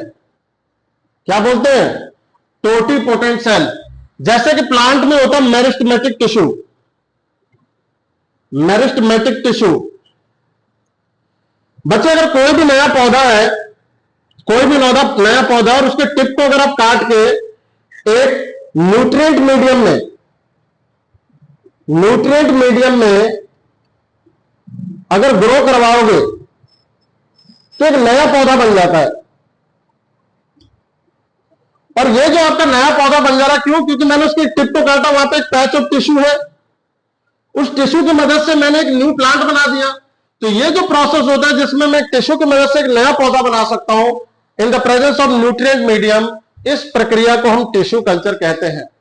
एनिमल में भी जैसे लिवर, अगर मान लो आपका लिवर डैमेज हो जाए तो लिवर का कुछ पोर्शन स्टेम सेल, एक तरह से लिवर नहीं कह सकते, एनिमल में भी होता है स्टेम सेल। आजकल तो बच्चे स्टेम बैंक आ चुके हैं। जब बेबी बॉर्न होता है तो उसका अम्बलाइकल कॉर्ड जो होता है, उसको जिनके पास बच्चे अच्छा खासा पैसा है वो स्टेम बैंक में उसको जमा करा देते हैं। इन फ्यूचर अगर कोई ऑर्गन डैमेज हो जाता है, अब जैसे कि आपका लिवर, तो उस लिवर को रीजनरेट कराया जा सकता है इस स्टेम सेल की मदद से। तो ये भी आप तरह से कह सकते हैं कि वो भी एक तरह पार्ट है किसका, टिश्यू कल्चर का। अब जैसे बच्चे ये जो आपका माइटोसिस हो रहा था, ये जो आपका माइटोसिस हो रहा था, ध्यान देना, इंपॉर्टेंट बता रहा हूं मैं। ये जो आपका माइटोसिस हो रहा था, अगर इसमें अनकंट्रोल्ड डिवीजन हो जाए, अनकंट्रोल्ड डिवीजन ऑफ सेल हो जाए, कहने का मतलब यह है कि बॉडी सेल, हर एक बॉडी सेल 24 घंटे में डिवाइड होती है, वो 24 घंटे में डिवाइड ना होकर 12 घंटे में डिवाइड होने लग जाए। तो जहां बच्चे एक सेल से दो बनना था 12 घंटे में, वो 24 घंटे में एक सेल से 2 सेल बनने थे, वो 24 घंटे में 4 बन जाएंगे। मतलब जितनी रिक्वायरमेंट मेरे को सेल के किसी ऑर्गन में है उससे डबल बन रहे हैं। तो वहां पर बच्चे क्या निकल जाता है, ट्यूमर। तो अनकंट्रोल्ड डिवीजन ऑफ सेल को क्या बोलते हैं, ट्यूमर। तो इसका मतलब ये बच्चे की जो सेल एक्टिविटी है माइटोसिस या मियोसिस, वो कंट्रोल फैशन में होनी चाहिए। अगर वो अनकंट्रोल हो जाती है तो हमें ट्यूमर या कैंसर का सामना करना पड़ सकता है। किसके केस में, माइटोसिस के केस में। अगर मैं यही बोल दूं जैसे मियोसिस के केस में हो जाए, मियोसिस के केस में बच्चे अगर आपका एरर आ जाए तो यहां पे बच्चे एक प्रॉब्लम आती है जिसको हम बोलते हैं जेनेटिक डिसऑर्डर। जेनेटिक डिसऑर्डर आपने कई बार देखा होगा बच्चे, मेंटली हियरिंग होता है किसी को, कि मान लो कि उसको सुनने की क्षमता खत्म हो गई, किसी को बोलने की क्षमता नहीं होती, कईयों के जीभ बाहर होते हैं, कईयों के बॉडी का ऑर्गन स्ट्रक्चर अनप्लान्ड और अनमैनर हो जाता है। तो सारा का सारा क्या है, किसी को कलर दिखाई नहीं दे रहा, किसी को कलर ब्लाइंडनेस है, किसी को थैलेसेमिया है। ये जितने भी जेनेटिक डिसऑर्डर होते हैं वो किसका आउटकम होता है, जब मियोसिस में आपका एरर आ जाए। तो बच्चे फाइनली मैं आपको यह बताना चाहता हूं कि अगर आपके सेल की एक्टिविटी में भी अगर कोई प्रॉब्लम आती है तो पूरे बॉडी के फॉर्मेशन में भी दिक्कत आती है। तो आप यहां से यह देख सकते हैं कि एक सेल, जो हमारे चैप्टर का नाम है, कितना इंपॉर्टेंट रोल प्ले करता है। एक सेल में अगर मियोसिस, उसके सेल एक्टिविटी के मियोसिस में डिफरेंस आ जाए तो हमें इसका सामना करना पड़ सकता है। माइटोसिस में अगर दिक्कत आ जाए तो हमें कैंसर और ट्यूमर जैसी बीमारियों का सामना करना पड़ सकता है। फाइनली बच्चे इन सबको जो जन्मदाता है, जिन्होंने ये सारी चीजें एक प्री प्लान्ड और प्रॉपर मैनर में दिया, कुछ साइंटिस्ट हैं जो आपकी बुक में मेंशन किया गया है, जैसे कि सेल थ्योरी में शील्डिन एंड स्वान के बारे में आपकी बुक में लास्ट में जिक्र किया गया है। तो बच्चे शील्डिन एक बहुत अच्छे बॉटनिस्ट थे और स्वान जो थे वो आपका एक जूलॉजिस्ट थे। तो इन दोनों ने मिलकर सेल की थ्योरी को दिया हुआ है। इनकी थ्योरी आप पढ़ लेना जब आप बुक पढ़ोगे। और कहीं ना कहीं एक लास्ट में एक साइंटिस्ट है जिनका नाम है रुडोल्फ विर्को। रुडोल्फ विर्को साहब कहते हैं cell arise from pre existing cell. जैसे माइटोसिस में हमने पढ़ा कि एक सेल से दूसरा सेल बना, दो बने, फिर इससे ये बना, फिर इससे ये बना, कहीं ना कहीं एक सेल से चेन बनती चली जाती है, मतलब आगे वाला जो सेल है वो पिछले वाले सेल से बना है। तो इसी को बोलते हैं cell arise from pre existing cell. ये किसने दिया? रुडोल्फ विर्को ने। फाइनली बच्चे, ये तो आपके टॉपिक्स हो गए, और एक आपका टॉपिक है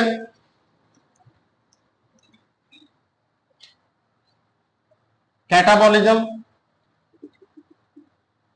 एनाबॉलिज्म। बच्चा कैटाबॉलिज्म में होता है division of cells, that is growth, sorry, division of cells. Anabolism में मतलब होता है मेकिंग ऑफ सेल। बच्चे अगर कैटाबॉलिज्म आपका एनाबॉलिज्म से बढ़ जाए तो इसको एजिंग बोलते हैं, बुढ़ापा। आपने देखा होगा बुढ़ापे में शरीर में बनता कम है, टूटता ज्यादा है, तो बॉडी धीरे धीरे डाउनफॉल की तरफ आती है। अगर एनाबॉलिज्म बड़ा हो जाए कैटाबॉलिज्म से तो इसको ग्रोथ बोलते हैं। अभी आप 9th क्लास में सारे बच्चे पढ़ रहे हैं, 9th 10th में, तो आप लोगों की बॉडी में एनाबॉलिज्म कैटाबॉलिज्म से आगे चल रहा है। तो ये भी किसकी वजह से होता है? सेल एक्टिविटी से। सेल को ये पता होता है कि किस फेज में उसकी बॉडी को कैटाबॉलिज्म का फेज ज्यादा चाहिए या एनाबॉलिज्म का फेज ज्यादा चाहिए। मेरी कोशिश पूरी रही बच्चों आपको इस चैप्टर में हर चीज बताने की। अगर इन केस कोई टॉपिक या कोई पॉइंट्स आपको समझ ना आया हो तो आप डिस्क्रिप्शन में मैं आपको लिंक दिया रहेगा, वहां पे जाके मेंशन कर दीजिएगा। कोई चीज समझ ना आए आप अपने क्वेश्चन को पूछ सकते हैं, और नेक्स्ट चैप्टर भी मैं जल्द लेके आऊंगा आप लोगों के सामने।